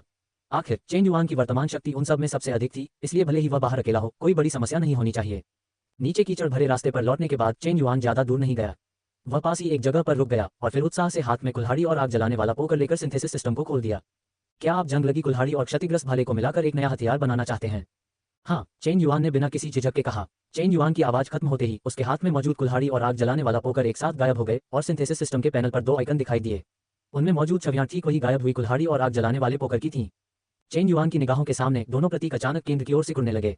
तेज रोशनी की एक चमक के साथ दोनों प्रतीक एक में विलीन हो गए और उसके भीतर की छवि बदल गई। आग जलाने वाला पोकर कुल्हाड़ी का हैंडल बन गया और कुल्हाड़ी का सिरा पोकर के सिरे पर पूरी तरह से स्थापित हो गया। बधाई हो मेजबान, आपने सफलतापूर्वक एक पर्वत विभाजन कुल्हाड़ी तारांकन 1 का संश्लेषण कर लिया है। क्या आप इसे निकालना चाहते हैं? निकालना? एक विचार के साथ ही कृत्रिम रूप से निर्मित पर्वत विभाजन कुल्हाड़ी चेन युआन के हाथ में आ गई। कुल्हाड़ी का आकार तो वही था, लेकिन उस पर लगा जंग गायब हो गया था। और हालांकि कुल्हाड़ी का हैंडल मूल हैंडल जैसा ही दिख रहा था, लेकिन उसे पकड़ने में ज्यादा आराम महसूस हो रहा था, जिससे चेन युआन मन ही मन आश्चर्यचकित हो गया। मेरे अंक कम क्यों दिख रहे हैं? चेन युआन की नजर अचानक अपने पैनल पर पड़ी और उसने देखा कि उसके मूल 100 अंक अब केवल 90 ही दिख रहे हैं। सिस्टम सिंथेसिस के प्रत्येक उपयोग पर हथियार के स्तर के आधार पर उचित शुल्क लगेगा, ठंडे सिस्टम ने अचानक समझाया। हालांकि चेन युआन थोड़ा नाखुश था, लेकिन वह कुछ कह नहीं सका। आखिर फीस तो वाजिब थी। कुछ बार पहाड़ को चीरने वाली कुल्हाड़ी चलाने के बाद और उसे वाकई अच्छा पाने के बाद चेन युआन कीचड़ भरे रास्ते में उतनी देर तक रुका रहा जितनी देर में एक अगरबत्ती जलती है। एक अगरबत्ती की खुशबू के बाद चेन युआन गुफा में वापस चढ़ गया। अंकल मो और बाकी लोग तुरंत चिंता से उसके चारों ओर जमा हो गए। मामा मो, ये लीजिए। चेन युआन ने पहाड़ चीरने वाली कुल्हाड़ी उन्हें सौंप दी। तुमने इसे सचमुच जाली बनाया है, और यह ढीला भी नहीं हो रहा। अंकल मो ने आग जलाने वाले लोहे के औजार और कुल्हाड़ी के सिरे के बीच के जोड़ को हाथ से खींचा और पाया कि यह अविश्वसनीय रूप से मजबूत है और आसानी से अलग नहीं हो रहा। उन्होंने तुरंत चेन युआन को ऐसे देखा जैसे उन्हें कोई नया महाद्वीप दिखाई दे रहा हो। इस छोटे से साथी ने उसे बहुत सारे आश्चर्य दिए थे। अगर वह वापस जाकर कबीले के मुखिया को बताता कि चेन युआन के पास न केवल बहुत मजबूत पूर्वाभास शक्ति है बल्कि वह हथियार भी बना सकता है, तो संभवतः कबीले का मुखिया तुरंत उसका सम्मान करने लगेगा। वुडियान और आसपास के अन्य लोग भी इकट्ठा हो गए और पहाड़ चीरने वाली कुल्हाड़ी को उत्सुकता और ईर्ष्या से देखने लगे। उन्होंने बेशर्मी से उसे कुछ बार चलाकर देखा और जयकारे लगाते हुए चेन युआन को उत्सुकता से देखने लगे। ठीक है, इसे बनाना आसान नहीं है। इसके लिए उपयुक्त सामग्री ढूंढने के लिए मैंने बाहर काफी समय तक खोजबीन की। बाद में अगर आपके पास भी उपयुक्त सामग्री हो तो मैं कबीले में लौटने पर आपकी मदद कर सकता हूँ। चेन युआन ने मुस्कुराते हुए कहा। जैसे ही उसने ये कहा, सभी लोग तुरंत उत्साह से जयकारे लगाने लगे। कुछ देर के अंतराल के बाद सभी ने थोड़ी देर और आराम किया। फिर अंकल मो खड़े हुए और ताली बजाते हुए बोले, ठीक है, सभी ने काफी आराम कर लिया है, अब आगे बढ़ने का समय है। सभी लोग एक एक करके उठे और उसी रास्ते से वापस चले गए जिससे वे पहले अंदर आए थे। वापस गलियारे में आने पर समूह स्पष्ट रूप से तरोताजा दिख रहा था, खासकर अंकल मो जो पहाड़ को चीरने वाली कुल्हाड़ी पकड़े हुए आगे आगे चल रहे थे। कीचड़ भरे रास्ते पर लौटकर समूह ने एक बार फिर धीरे धीरे आगे बढ़ना जारी रखा। असल में चेन युआन ये देखना चाहता था कि क्या सिस्टम उसे कोई और संकेत देगा। हालांकि इस बार सिस्टम 3 घंटे से अधिक समय तक शांत रहा, और इन 3 घंटों के दौरान समूह बिना किसी बड़ी घटना के काफी देर तक उस मार्ग में चलता रहा। इस दौरान उन्हें रास्ते में कई मोड़ आए, लेकिन सिस्टम ने कोई चेतावनी नहीं दी। इस समय समूह एक गहरे कीचड़ भरे इलाके में चल रहा था। ये स्पष्ट था कि पास की कीचड़ की परत बेहद उपजाऊ थी, लेकिन समूह की सतर्कता भी बढ़ती जा रही थी। जैसा कि अंकल मो ने कहा था, मिट्टी की परत जितनी अधिक उपजाऊ होगी, वे सतह के उतने ही करीब होंगे।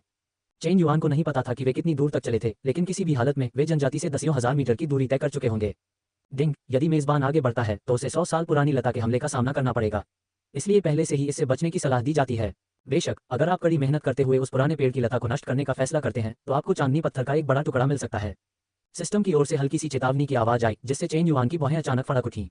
सहज रूप से चेन युआन अंकल मो और अन्य लोगों को रोकना चाहता था। हालांकि जब उसने सुना कि सिस्टम द्वारा उल्लेखित अंतिम वस्तु चांदनी पत्थर का एक बड़ा टुकड़ा था, तो चेन युआन का दिल पिघल गया।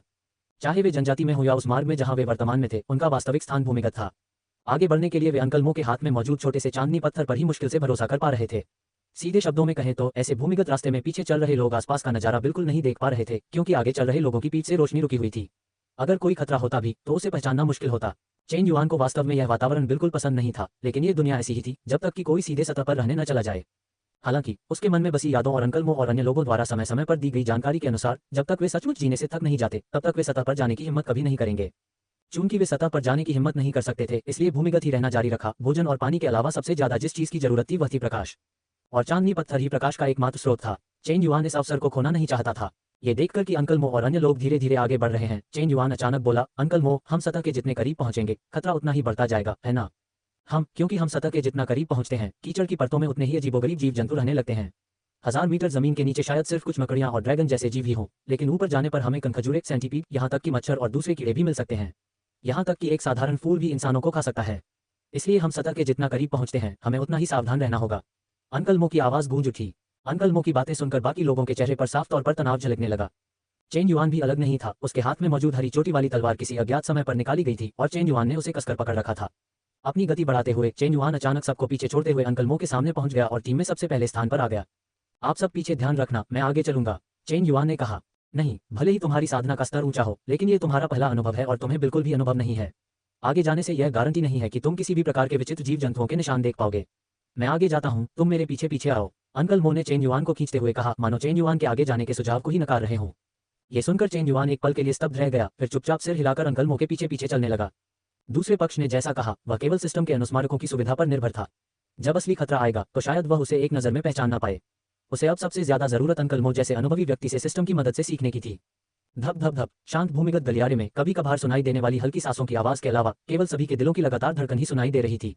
इस भावना ने व्यक्ति की सहनशक्ति और हृदय स्वभाव की कड़ी परीक्षा ली। जिन लोगों का हृदय स्वभाव थोड़ा कमजोर होता वे शायद बहुत पहले ही इस स्थिति को सहन करने में असमर्थ हो गए होते।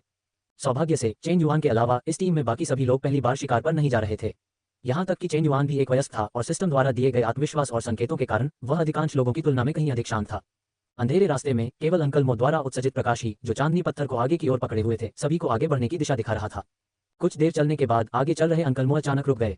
अरे, आगे तो ये ढह गया है। उसके पीछे चुपचाप चल रही भीड़ के कदमों की आहट अचानक रुक गई, वे वहीं ठहर गए। दूसरी ओर अंकल मो ने एक हाथ में चांदनी पत्थर और दूसरे हाथ में अपनी पहाड़ चीरने वाली कुल्हाड़ी पकड़ी हुई थी और वे सावधानीपूर्वक ढह चुके क्षेत्र की ओर बढ़ रहे थे। अंकल मो के पीछे चेन युआन ने सिस्टम के निर्देश को याद करते हुए तेजी से और सावधानीपूर्वक उनका अनुसरण किया। ढहे हुए इलाके में पहुंचकर अंकल मो ने सबसे पहले सावधानीपूर्वक ढहे हुए हिस्से के ऊपर देखा, लेकिन उन्हें कोई असामान्यता नहीं दिखी। फिर उन्होंने अपनी कुल्हाड़ी से ढही हुई मिट्टी के ढेर में कुछ बार कुरेदा, लेकिन फिर भी उन्हें कुछ असामान्य नहीं मिला। इससे अंकल मो, जिनका चेहरा तनावग्रस्त था, ने राहत की सांस ली। उन्होंने मुड़कर अपने पीछे खड़े लोगों से फुसफुसाते हुए कहा, यह उम्र के कारण ढह गया होगा, कोई और खतरा नहीं है, सब लोग आगे बढ़ते रहो।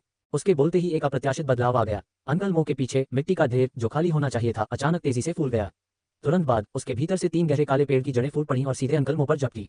इस क्षण तक अंकल मो ने कुछ भी नोटिस नहीं किया था, वे अभी भी चेन युआन और अन्य लोगों को पुकार रहे थे। सावधान रहो, चेन युआन ने धीमी आवाज में चिल्लाया। चेन युआन के पीछे डुनजी ने भी चिल्लाकर कहा, अंकल मो, अपने पीछे सावधान रहो, रास्ते से हट जाओ। समूह चौंक गया। अब उन्हें चुप रहने की परवाह नहीं थी और उन्होंने जल्दी से चेतावनी देना शुरू कर दिया। अंकल मो के चेहरे के भाव में हल्का सा बदलाव आया। वर्षों के अनुभव ने उन्हें बताया कि उन्हें प्रतिक्रिया देनी ही होगी। अपने पैरों को थोड़ा सा हिलाकर अंकल मो किनारे हटने ही वाले थे। हालांकि इससे पहले कि वह इससे बच पाता, एक जबरदस्त ताकत ने उस पर प्रहार किया। 3 गहरे काले पेड़ की जड़ें, जिनमें से प्रत्येक एक बच्चे की बांह जितनी मोटी थी, सीधे उस पर टकराई और तुरंत अंकल मो के चारों ओर लिपट गईं और उसे तेजी से पीछे मिट्टी के ढेर की ओर खींच ले गईं। उस भीषण बल के आगे अंकल मो एक कठपुतली की तरह बेबस थे, विरोध करने में पूरी तरह असमर्थ। उन्हें जमीन पर घसीटा गया, तेजी से कीचड़ के ढेर की ओर खींचा गया। एक बार अंदर दब जाने के बाद बचने का कोई रास्ता नहीं था।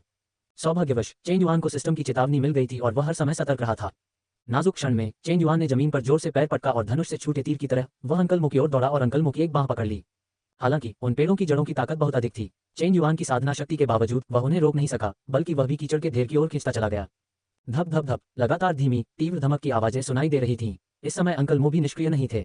जैसे ही उसे नीचे घसीटा गया, उसने तुरंत चांदनी पत्थर को त्याग दिया और इसके बजाय दोनों हाथों से अपनी पहाड़ को चीरने वाली कुल्हाड़ी को पकड़ लिया और उस घोर अंधेरे मार्ग में उसे बांधने वाली पेड़ की जड़ों पर उन्मत्त होकर हमला करने लगा। हालांकि ये स्पष्ट नहीं था कि पहाड़ को चीरने वाली कुल्हाड़ी कमजोर थी या पेड़ की जड़ें बहुत मजबूत थीं। 7-8 बार वार करने के बाद भी वह केवल एक जड़ को ही काट पाया और 2 जड़ें अभी भी उसे आगे खींच रही थीं। और इस समय वे मिट्टी के ढेर से मात्र आधा मीटर की दूरी पर थे। बहुत देर हो चुकी है, शाओ युआन, जल्दी से छोड़ दो, वरना तुम भी मेरे साथ नीचे गिर जाओगे। संकट की स्थिति में अंकल मो ने जल्दबाजी में बोलते हुए चेन युआन को लात मारी और उसे दूर धकेलने की कोशिश की। लेकिन इस समय चेन युआन उसकी बात कैसे सुन सकती थी? वे पेड़ की जड़ें देखने में तो भयानक लग रही थीं, लेकिन असल में उनमें बहुत ताकत थी और वे लोगों को फंसा सकती थीं। चेन युआन के लिए तत्काल कोई खतरा नहीं था, उसे बस जल्दी से उन जड़ों को काटना था और बस इतना ही काफी था। ये सोचते हुए चेन युआन ने अंकल मो की बांह पकड़ ली और अचानक जोर लगाया। उसने उस गति का इस्तेमाल करते हुए छलांग लगाई और अंकल मो से जोर से टकरा गया। अगले ही पल चेन युआन के हाथ में मौजूद हरी चोटी वाली तलवार ने निर्णायक प्रहार किया और सटीक रूप से पेड़ की दोनों जड़ों को काट डाला। धड़ धड़ एक दबी हुई सी आवाज सुनाई दी और पेड़ की दोनों जड़ें पल भर में टूट गईं। अंकल मो और चेन युआन के शरीर आखिरकार स्थिर हो गए। इस समय तक वे दोनों कीचड़ के ढेर पर घसीटे जा चुके थे। एक और पल बीतता तो शायद पेड़ की जड़ें उन्हें सीधे नीचे खींच लेती। हौंफते हौंफते अंकल मो हौंफते हुए सांस लेने की कोशिश कर रहे थे, उठने के लिए संघर्ष कर रहे थे और साथ ही अपने शरीर से चिपकी हुई पेड़ की जड़ों को भी खींच रहे थे। इसी बीच चेन युआन हौंफते हुए जमीन पर पड़ा था। उसका पिछला साहसिक कदम पूरी तरह से सहज था। अगर वह जड़ को काटने में कामयाब नहीं होता तो परिणाम अकल्पनीय होते। सौभाग्यवश किंगफैंग तलवार की धार उनकी अपेक्षाओं से कहीं अधिक थी। इतनी मोटी जड़ एक ही वार में पूरी तरह से कट गई। उसके पीछे प्रकाश के साथ साथ कदमों की आहट सुनाई दी। ये वुडियान और अन्य लोग थे जिन्होंने जमीन से चांदनी पत्थर उठाए और दौड़कर आ गए। अंकल मो और चेन युआन को मिट्टी के टीले के पास देखकर वे सभी उनकी ओर बढ़ने लगे। जल्दी करो, पीछे हटो, खतरा अभी टला नहीं है। अंकल मो की आवाज गूंजी और उसी समय उन्होंने चेन युआन को पकड़ा और जाने के लिए तैयार हो गए।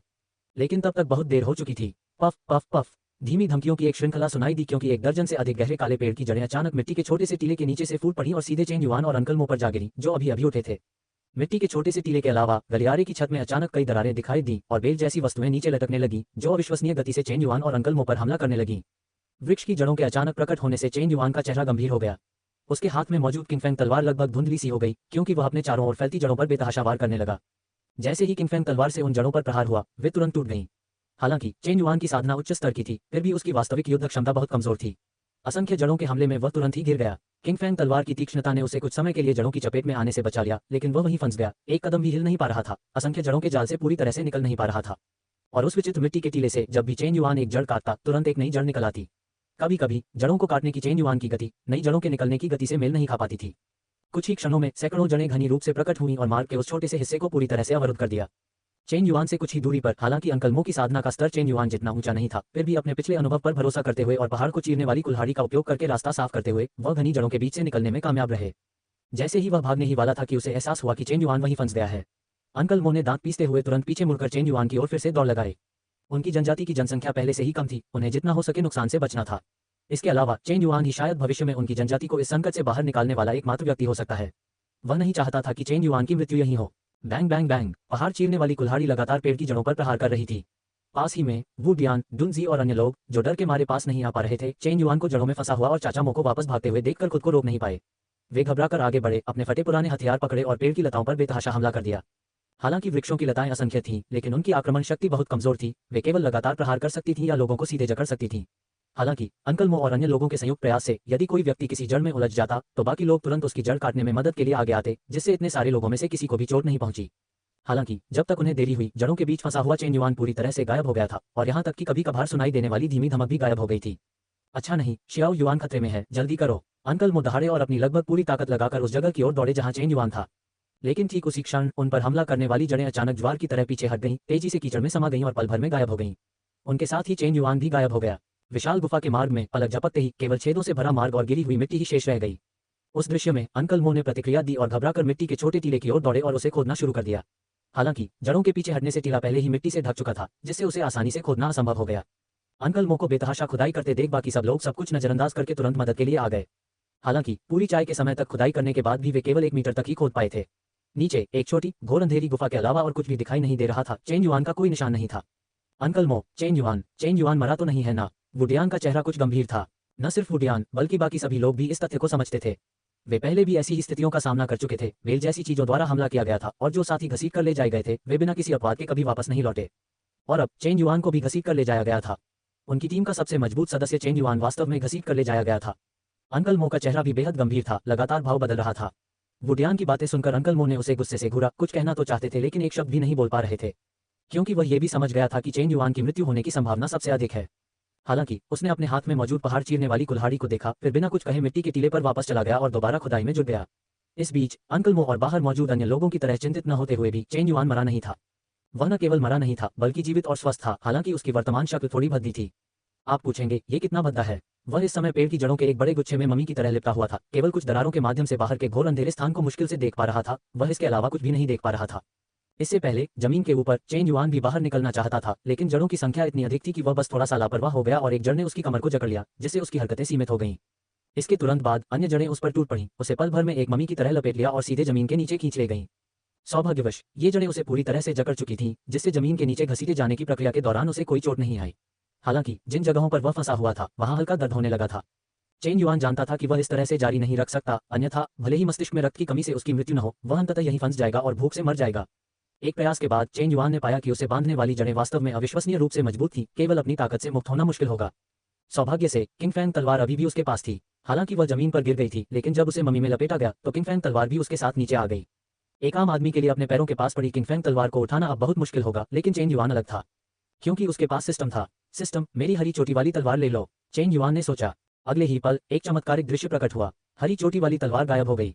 सिस्टम की इन्वेंट्री में देखने पर वास्तव में एक हरी चोटी वाली तलवार दिखाई दी। ये काम करता है। चेन युआन के होठों पर एक मुस्कान खिल उठी और वह कुछ समय के लिए अपने शरीर के दर्द को भूल गया। एक विचार के साथ ही सिस्टम की इन्वेंट्री में मौजूद हरी चोटी वाली तलवार फिर से गायब हो गई। जब वह दोबारा प्रकट हुआ तो वह पहले से ही चेन युआन के दाहिने हाथ में था। हालांकि चेन युआन का दाहिना हाथ अभी भी बड़ी संख्या में पेड़ की जड़ों से बंधा हुआ था, लेकिन इससे उसे अपने हाथ का कोण थोड़ा समायोजित करने में कोई बाधा नहीं हुई।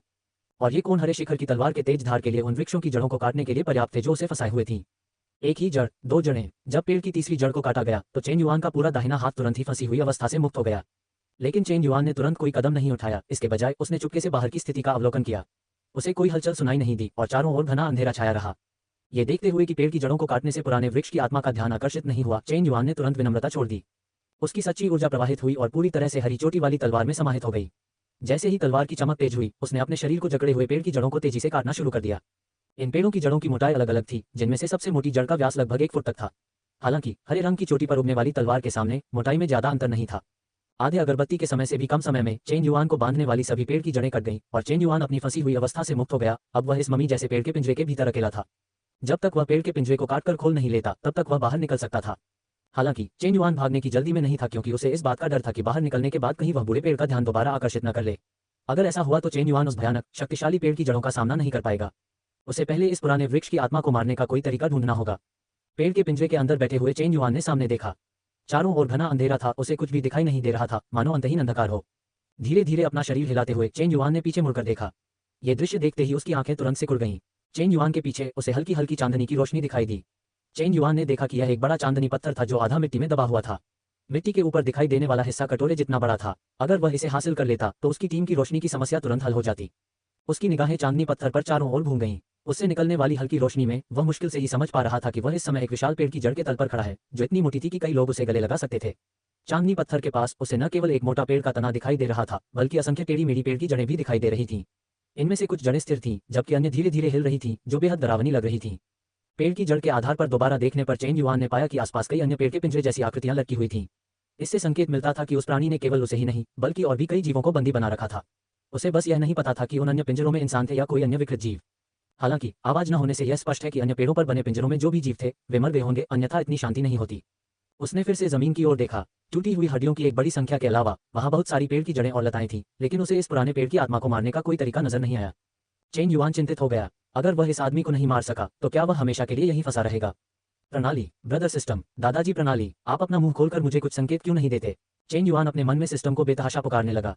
आखिरकार इसी चीज ने उसे यहाँ तक पहुंचाया था, यह उसे फंसकर मरते हुए चुपचाप तो नहीं देख सकती थी, है ना? जैसे जैसे चेन युआन धीरे धीरे निराशा में डूबता जा रहा था, अचानक सिस्टम की स्पष्ट चेतावनी सुनाई दी। डिंग, शायद आप अपने हाथ में मौजूद हरी चोटी वाली तलवार को इस अमर पुराने पेड़ की जड़ में डालने की कोशिश कर सकते हैं। वहां एक वार्षिक वलय खंड है जो इसका घातक बिंदु है। उस पर प्रहार करें और आप बच जाएंगे। कृपया सावधान रहें, आपके पास केवल एक मौका है और वह भी सिर्फ 10 सेकंड। 10 सेकंड बीतते ही यह विशालकाय जीव प्रतिक्रिया करेगा और तब तक आपके पास बचने का कोई रास्ता नहीं बचेगा। सिस्टम, ये तो सच में तुम ही हो। चेन युआन उत्साहित हो गया। अगर सिस्टम वास्तविक होता तो चेन युआन उसे जोर से चूमना चाहता। जीवन रक्षा का संकेत मिलते ही चेन युआन काफी शांत हो गया। चांदनी पत्थर की हल्की रोशनी का उपयोग करते हुए चेन युआन ने घातक स्थान का सटीक पता लगाना शुरू किया। परिणामस्वरूप चेन युआन को तुरंत एहसास हुआ कि उसने जरूरत से ज्यादा चिंता की थी, क्योंकि सिस्टम ने पहले ही उसके लिए इसे स्पष्ट रूप से चिन्हित कर दिया था। अब जब चेन युआन ने उस विशाल वृक्ष को देखा तो उसे पेड़ के आधार पर जमीन से लगभग 1 मीटर ऊपर एक चमकीला लाल निशान स्पष्ट रूप से दिखाई दिया। निशान मुट्ठी के आकार का था, लेकिन बहुत स्पष्ट था, जिसे एक नजर में आसानी से देखा जा सकता था। चेन युआन ने दूरी का अनुमान लगाया। वह स्थान उसकी वर्तमान स्थिति से लगभग 10 मीटर दूर था। पेड़ के पिंजरे से बाहर निकलकर नीचे उतरने से लेकर उस जगह पर वार करने तक चेन युआन के पास कुल मिलाकर 10 सेकंड का समय था। समय का चुपचाप हिसाब लगाते हुए इतना समय काफी होना चाहिए। आसपास के वातावरण का दोबारा निरीक्षण करने और यह सुनिश्चित करने के बाद कि कोई समस्या नहीं है, चेन युआन ने निर्णायक रूप से अपने हाथ में मौजूद हरे शिखर की तलवार को घुमाया।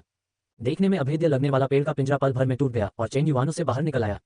जैसे ही वह उतरा, चेन युआन के पैर की उंगलियां हल्के से जमीन को छू गईं और वह धनुष की डोरी से छूटे तीर की तरह पेड़ की जड़ के आधार की ओर तेजी से बढ़ गया। हालांकि इस दुनिया में मानव जाति बहुत ही विनम्रता से रहती थी, या यूं कहीं कि बहुत कमजोर थी, लेकिन यह इस बात पर भी निर्भर करता था कि उनकी तुलना किससे की जा रही थी।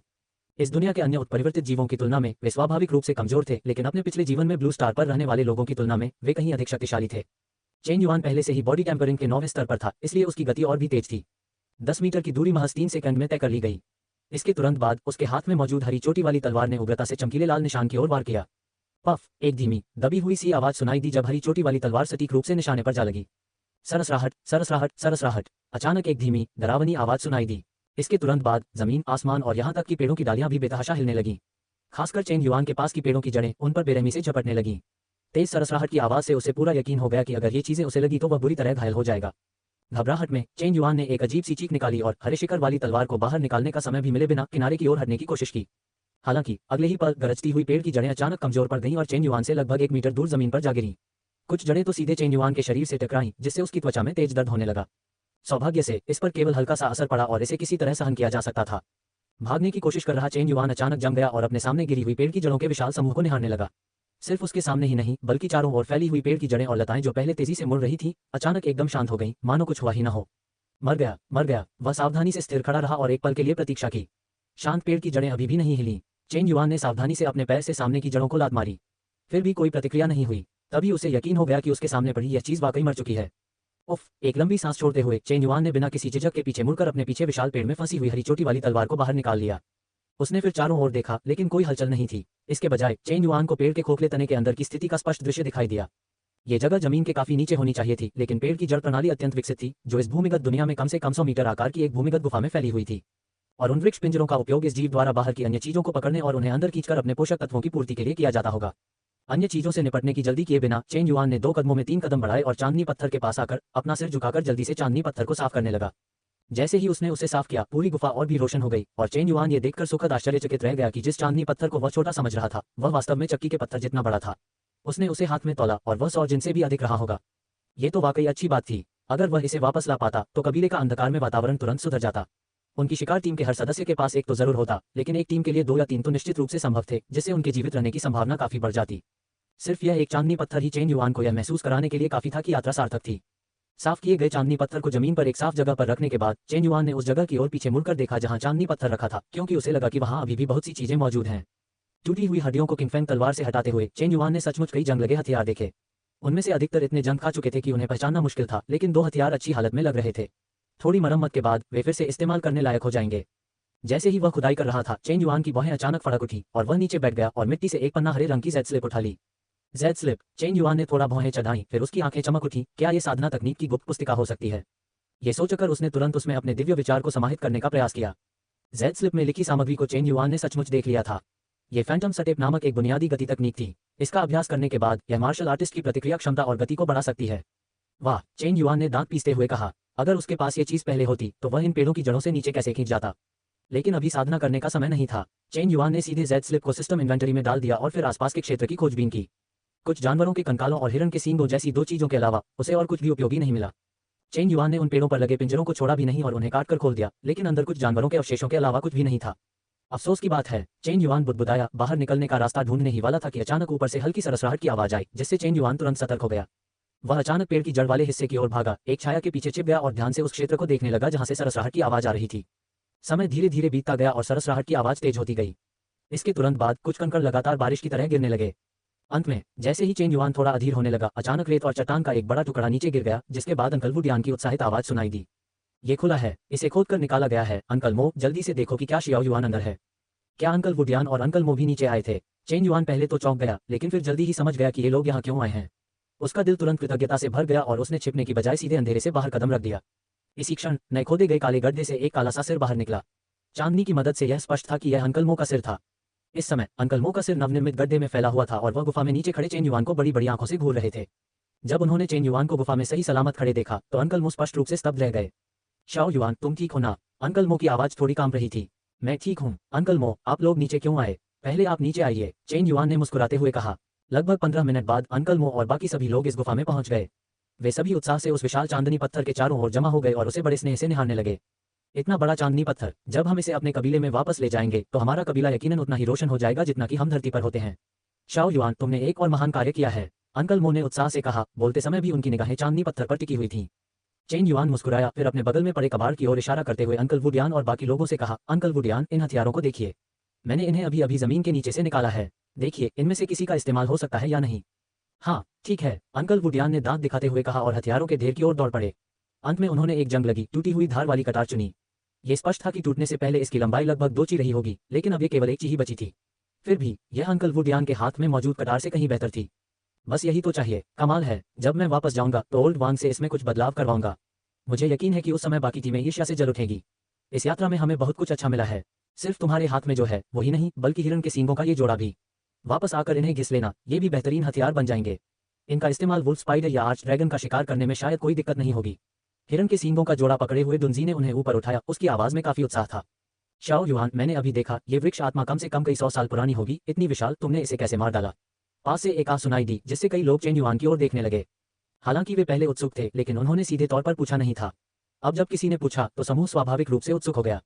उन्होंने स्वयं अपनी आंखों से चेन युआन को पेड़ की जड़ों से बांधकर घसीटते हुए देखा था। लेकिन अब जब उन्हें चेन युआन मिला तो वह न केवल भूमिगत रूप से पूरी तरह सुरक्षित था, बल्कि उसे घसीट कर ले जाने वाले विशाल वृक्ष आत्मा को भी उसने स्वयं मार डाला था।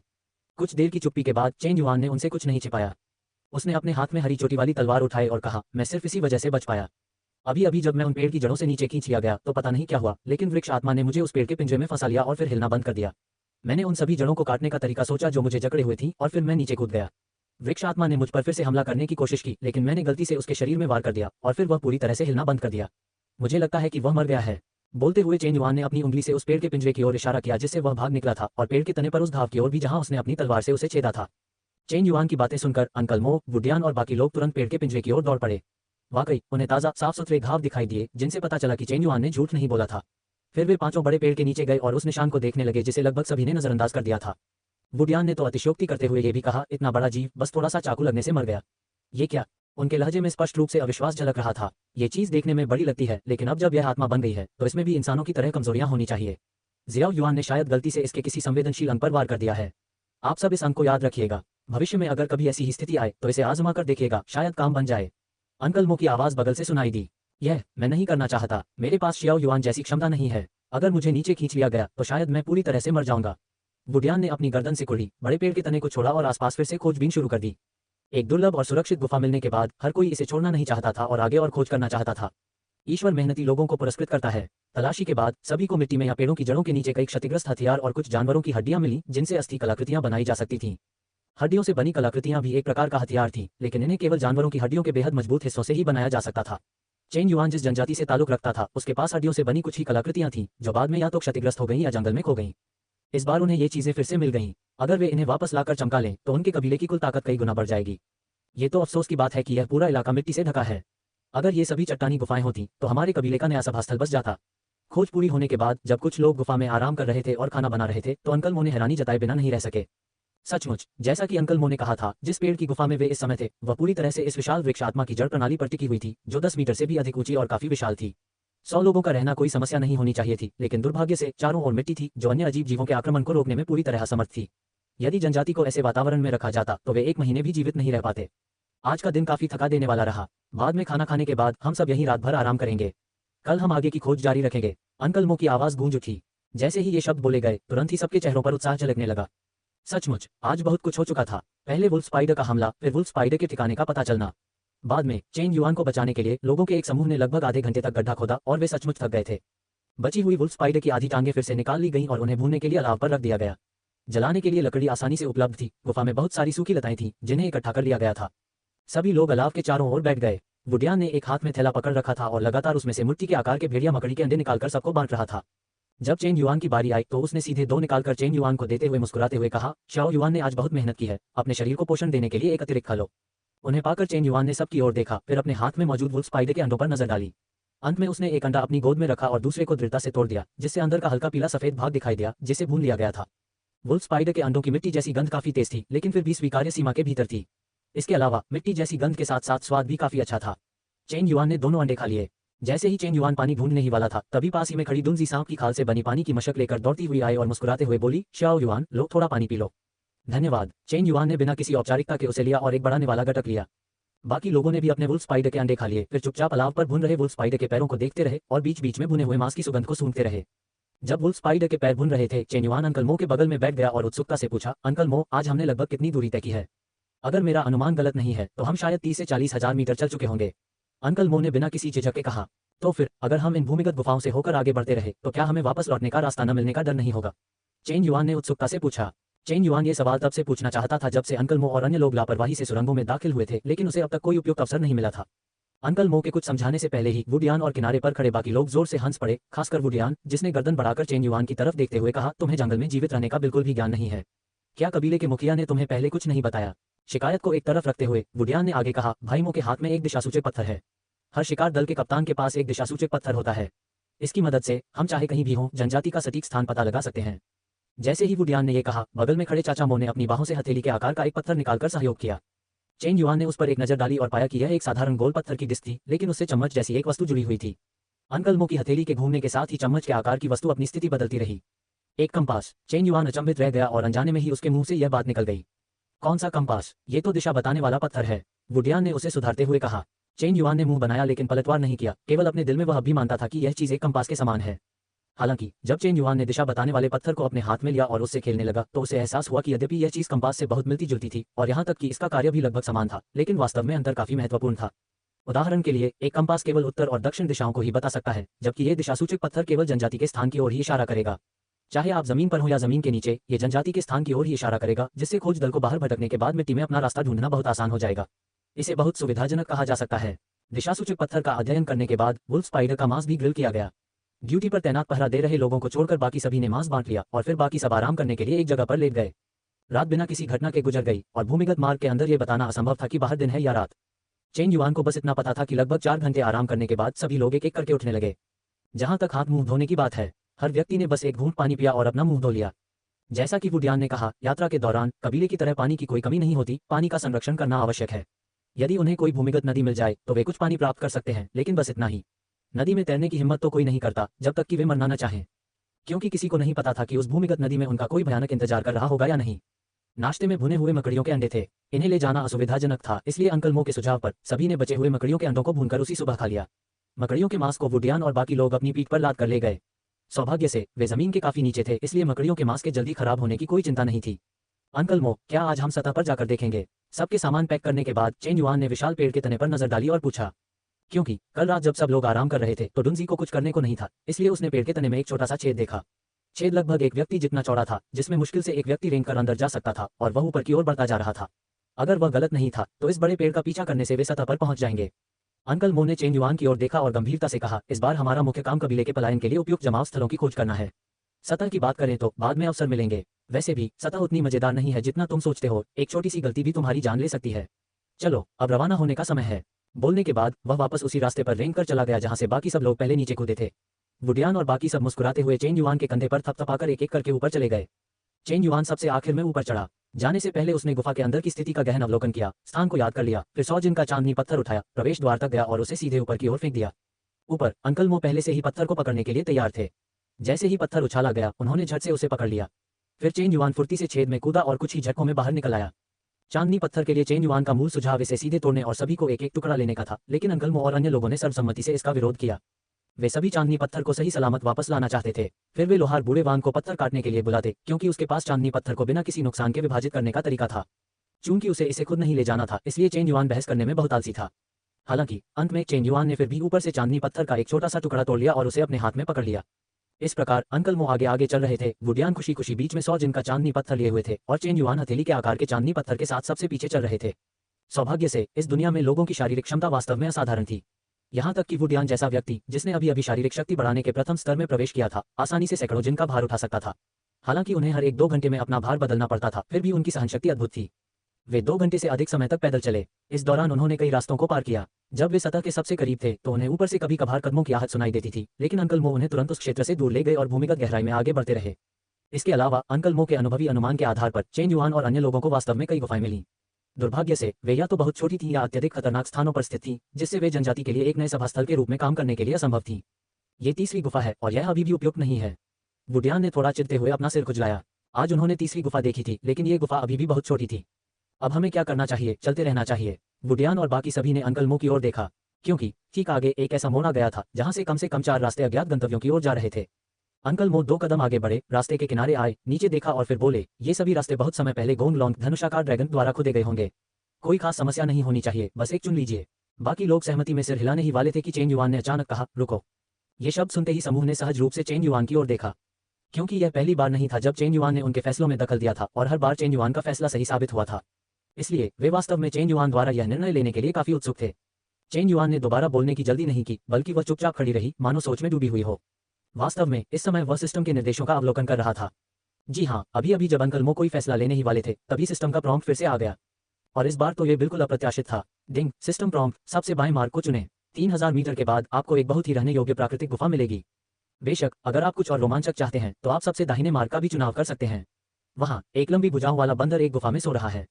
केवल मूर्ख ही दाएं वाले को चुनेगा। चेन युआन बुदबुदाया, फिर बोला, अंकल मो, चलिए बाएं वाले से चलते हैं। मुझे लग रहा है कि अगर हम दाएं वाले से जाएंगे तो शायद सतह पर ही पहुंच जाएंगे। ठीक है, मैं आपकी बात सुनूंगा। अंकल मो ने सिर हिलाते हुए पहल की। वुडियान दूसरे स्थान पर था। जहां तक दुंजी की बात है, उसने वुडियान की पीठ से चांदनी पत्थर ले लिया और उसे तीसरे स्थान पर ले जा रहा था। बाकी बचे दो लोग चेन युआन के आगे आगे चल रहे थे, जो अभी भी सबसे पीछे चल रहा था। सिस्टम के चुनाव से सुरक्षा स्वाभाविक रूप से सुनिश्चित हो गई थी। 6 लोगों का समूह लगभग 3000 मीटर तक सुचारू रूप से चलता रहा। तभी आगे चल रहे अंकल मो ने अचानक हाथ बढ़ाकर चांदनी पत्थर की रोशनी को ढक दिया। ये देखकर चेन युआन ने भी तुरंत अपने हाथ में मौजूद चांदनी पत्थर को ढक लिया और वह मार्ग पल भर में अंधेरे में डूब गया। किसी के कुछ पूछने से पहले ही अंकल मो ने धीमी आवाज में कहा, जमीन पर कुछ पैरों के निशान हैं और आगे बहते पानी की आवाज सुनाई दे रही है। सब लोग बहुत सावधान रहें। उद्धरण चिन्ह प्रश्नवाचक चिन्ह प्रश्नवाचक चिन्ह प्रश्नवाचक चिन्ह उद्धरण चिन्ह। चेन युआन एक पल के लिए स्तब्ध रह गया, उसकी भौहें थोड़ी सिकुड़ गईं। अगर उसने गलत अनुमान नहीं लगाया होता तो यह इलाका वही रहने योग्य प्राकृतिक गुफा होनी चाहिए थी जिसके बारे में सिस्टम ने उसे बताया था, लेकिन आसपास अन्य जानवरों के पदचिह्न क्यों थे? हालांकि उसके मन में सवाल थे, लेकिन चेन युआन कुछ नहीं बोला, बस अंधेरे में अंकल मो को देखता रहा। बाकी सभी लोग भी अंकल मो की ओर देख रहे थे और इंतजार कर रहे थे। आप सब यहीं रुकिए, मैं जाकर देखता हूँ, अंकल मो ने धीमी आवाज में कहा। फिर चांदनी से जगमगाते पत्थर को पकड़े हुए उनकी उंगलियों में अचानक एक दरार दिखाई दी, जिससे चांदनी की एक पतली सी किरण गुफा में फैल गई। फिर उन्होंने इस थोड़ी सी रोशनी का इस्तेमाल करते हुए सावधानी से आगे बढ़ना शुरू किया। अंधेरे में वुडियान और अन्य लोग चुप रहे, जबकि चेन युआन लड़खड़ाते हुए सबसे आगे पहुंच गया। यहाँ तक कि उसकी हरी चोटी वाली तलवार भी म्यान से बाहर निकली हुई थी, किसी भी क्षण सहायता प्रदान करने के लिए तैयार। सौभाग्यवश कोई खतरा नहीं हुआ। चाय के एक कप से भी कम समय में एक काली आकृति सावधानी से आगे के रास्ते से वापस लौटी। वह अंकल मो थे।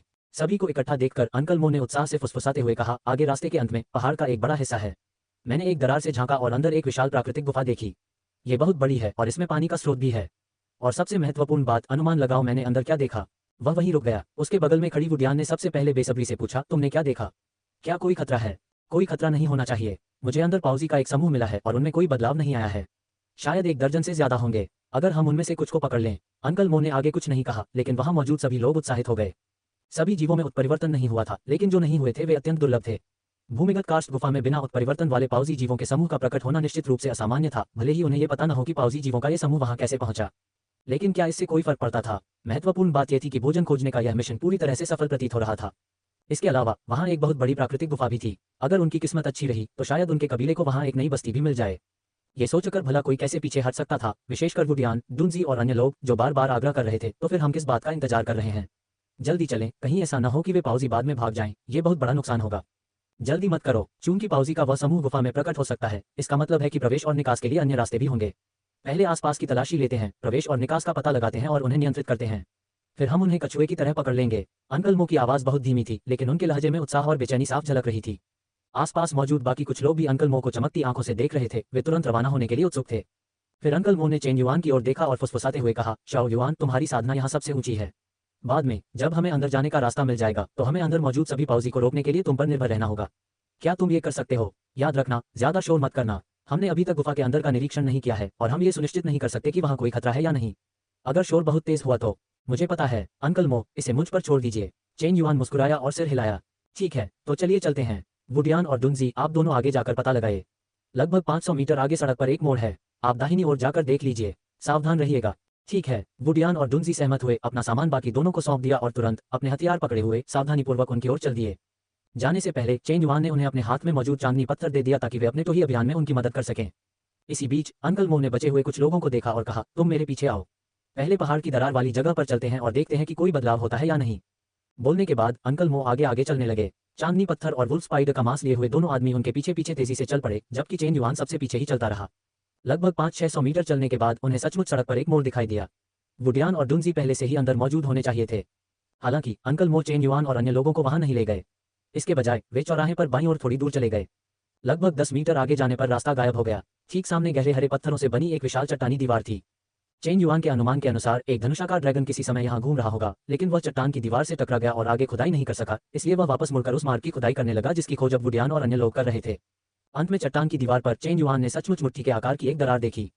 दरार बहुत लंबी और बेहद गहरी थी, मानो दर्जनों मीटर तक फैली हुई हो।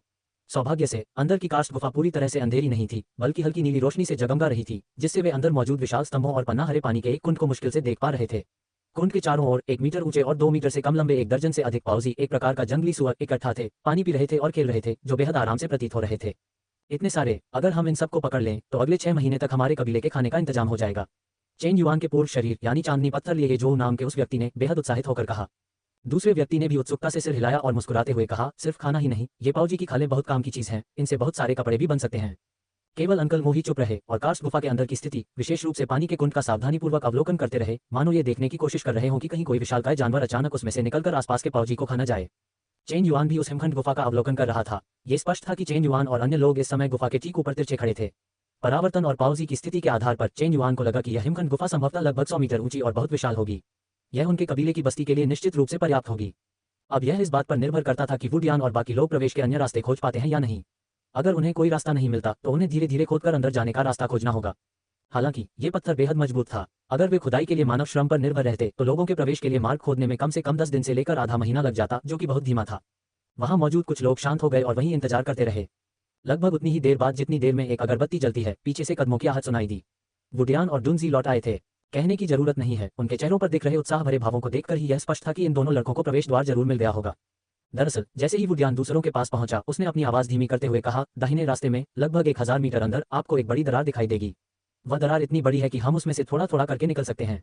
अंदर पहुंचने के बाद दूसरे प्रवेश और निकास द्वार ढूंढना आसान होगा, लेकिन हमने सीधे अंदर जाने की हिम्मत नहीं की, क्योंकि हमें डर था कि अंदर जो भी है वह भाग जाएगा। अच्छा चलो चलें, अंकल मो ने कहा। वुडियान और डुनजी तेजी से आगे बढ़े और जल्द ही वे उस रास्ते पर लौट आए जिसे उन्होंने खोजा था। ये दरार वैसी ही थी जैसी चेन युआन और अन्य लोगों ने पहले गुफा के अंदर देखी थी, सिवाय इसके कि ये दरार चौड़ी थी, इतनी बड़ी कि एक व्यक्ति धीरे धीरे बगल से उसमें से निकल सकता था। इससे भी महत्वपूर्ण बात यह है कि ये दरार वाला मार्ग गुफा की छत पर नहीं था, बल्कि अंदर ये गुफा के भीतर एक खुला स्थान था जिससे लोग सीधे और सुरक्षित रूप से प्रवेश कर सकते थे। चांदनी पत्थर और भेड़िया मकड़ी का मांस अभी अंदर नहीं ले जाया जा सकता था। थोड़ी बातचीत के बाद उन लोगों ने भेड़िया मकड़ी का मांस और चांदनी पत्थर वहीं छोड़ने का फैसला किया। फिर चेन युआन के नेतृत्व में वे एक एक करके बगल से अंदर घुस गए। चेन युआन सबसे पहले अंदर दाखिल हुआ। रास्ता इतना संकरा था कि अंकल मो और बाकी लोग मुश्किल से बगल से ही निकल पाए, लेकिन चेन युआन का अब दुबला पतला शरीर होने के कारण वह थोड़ा सा बगल में मुड़कर आसानी से अंदर प्रवेश कर सकता था। गुफा में प्रवेश करने के बाद ही चेन युआन को उस रहने योग्य गुफा के बारे में स्पष्ट समझ मिली जिसका उल्लेख सिस्टम ने किया था। जिस बांध से घिरी भूमिगत कार्स्ट गुफा में उनका कबीला मूल रूप से रहता था, उसकी तुलना में उनके सामने मौजूद ये गुफा केवल रहने योग्य ही नहीं थी, ये व्यावहारिक रूप से एक विला थी। गुफा न केवल 100 मीटर से अधिक ऊंची थी, जिससे वह बेहद विशाल थी, बल्कि इस कार्स्ट गुफा के अंदर कुछ अयस्क भी मौजूद था, जिसके कारण गुफा की दीवारें हर जगह हरे प्रकाश से जगमगा रही थीं। रोशनी के लिए चांदनी पत्थर की आवश्यकता नहीं थी, चारों ओर सब कुछ स्पष्ट रूप से दिखाई दे रहा था। पीछे मुड़कर देखने पर उसे अपने पीछे कई 100 मीटर गहराई तक का नजारा दिखाई दिया। फिर वह दाईं ओर मुड़ गया और उसे नहीं पता था कि अंदर क्या स्थिति थी। आगे एक विशाल खुला हुआ कार्स्ट गुफा क्षेत्र था, जहां वह गुफा के अंदर एक तालाब और तालाब के आसपास घूमते हुए लबादाधारी जीवों को धुंधला सा देख सकता था। चेन युआन और अन्य लोगों के आने की हलचल से वे चौंक गए। वे मूर्खतापूर्वक इस तरफ देखने लगे, कोई हरकत नहीं की, भागने की कोशिश भी नहीं की। कुछ ही देर में अंकल मो, वुडियान और उनके पीछे के 5 लोग अंदर आ गए। अंकल मो के इशारे पर वुडियान और डुनजी सबसे पहले अपने पीछे के क्षेत्र का पता लगाने गए, क्योंकि उन्हें यह निर्धारित करने की आवश्यकता थी कि वहां कोई खतरा तो नहीं है। परिणाम सुखद रहा। न केवल उनके पीछे कोई खतरा नहीं था, बल्कि हजारों वर्ग मीटर में फैली एक विशाल, स्वच्छ और स्फूर्तिदायक कार्स्ट गुफा भी थी, जो इसे रहने के लिए एकदम उपयोग बनाती थी। हालांकि उस कार्स्ट गुफा के अंत में 2 मीटर से अधिक ऊंची और लगभग 1 मीटर चौड़ी एक दरार थी। जमीन पर जानवरों के कई पदचिह्न थे, जो उस प्रवेश द्वार की तरह लग रहे थे, जिससे होकर वे मूर्ख लबादाधारी जीव अंदर घुसे थे।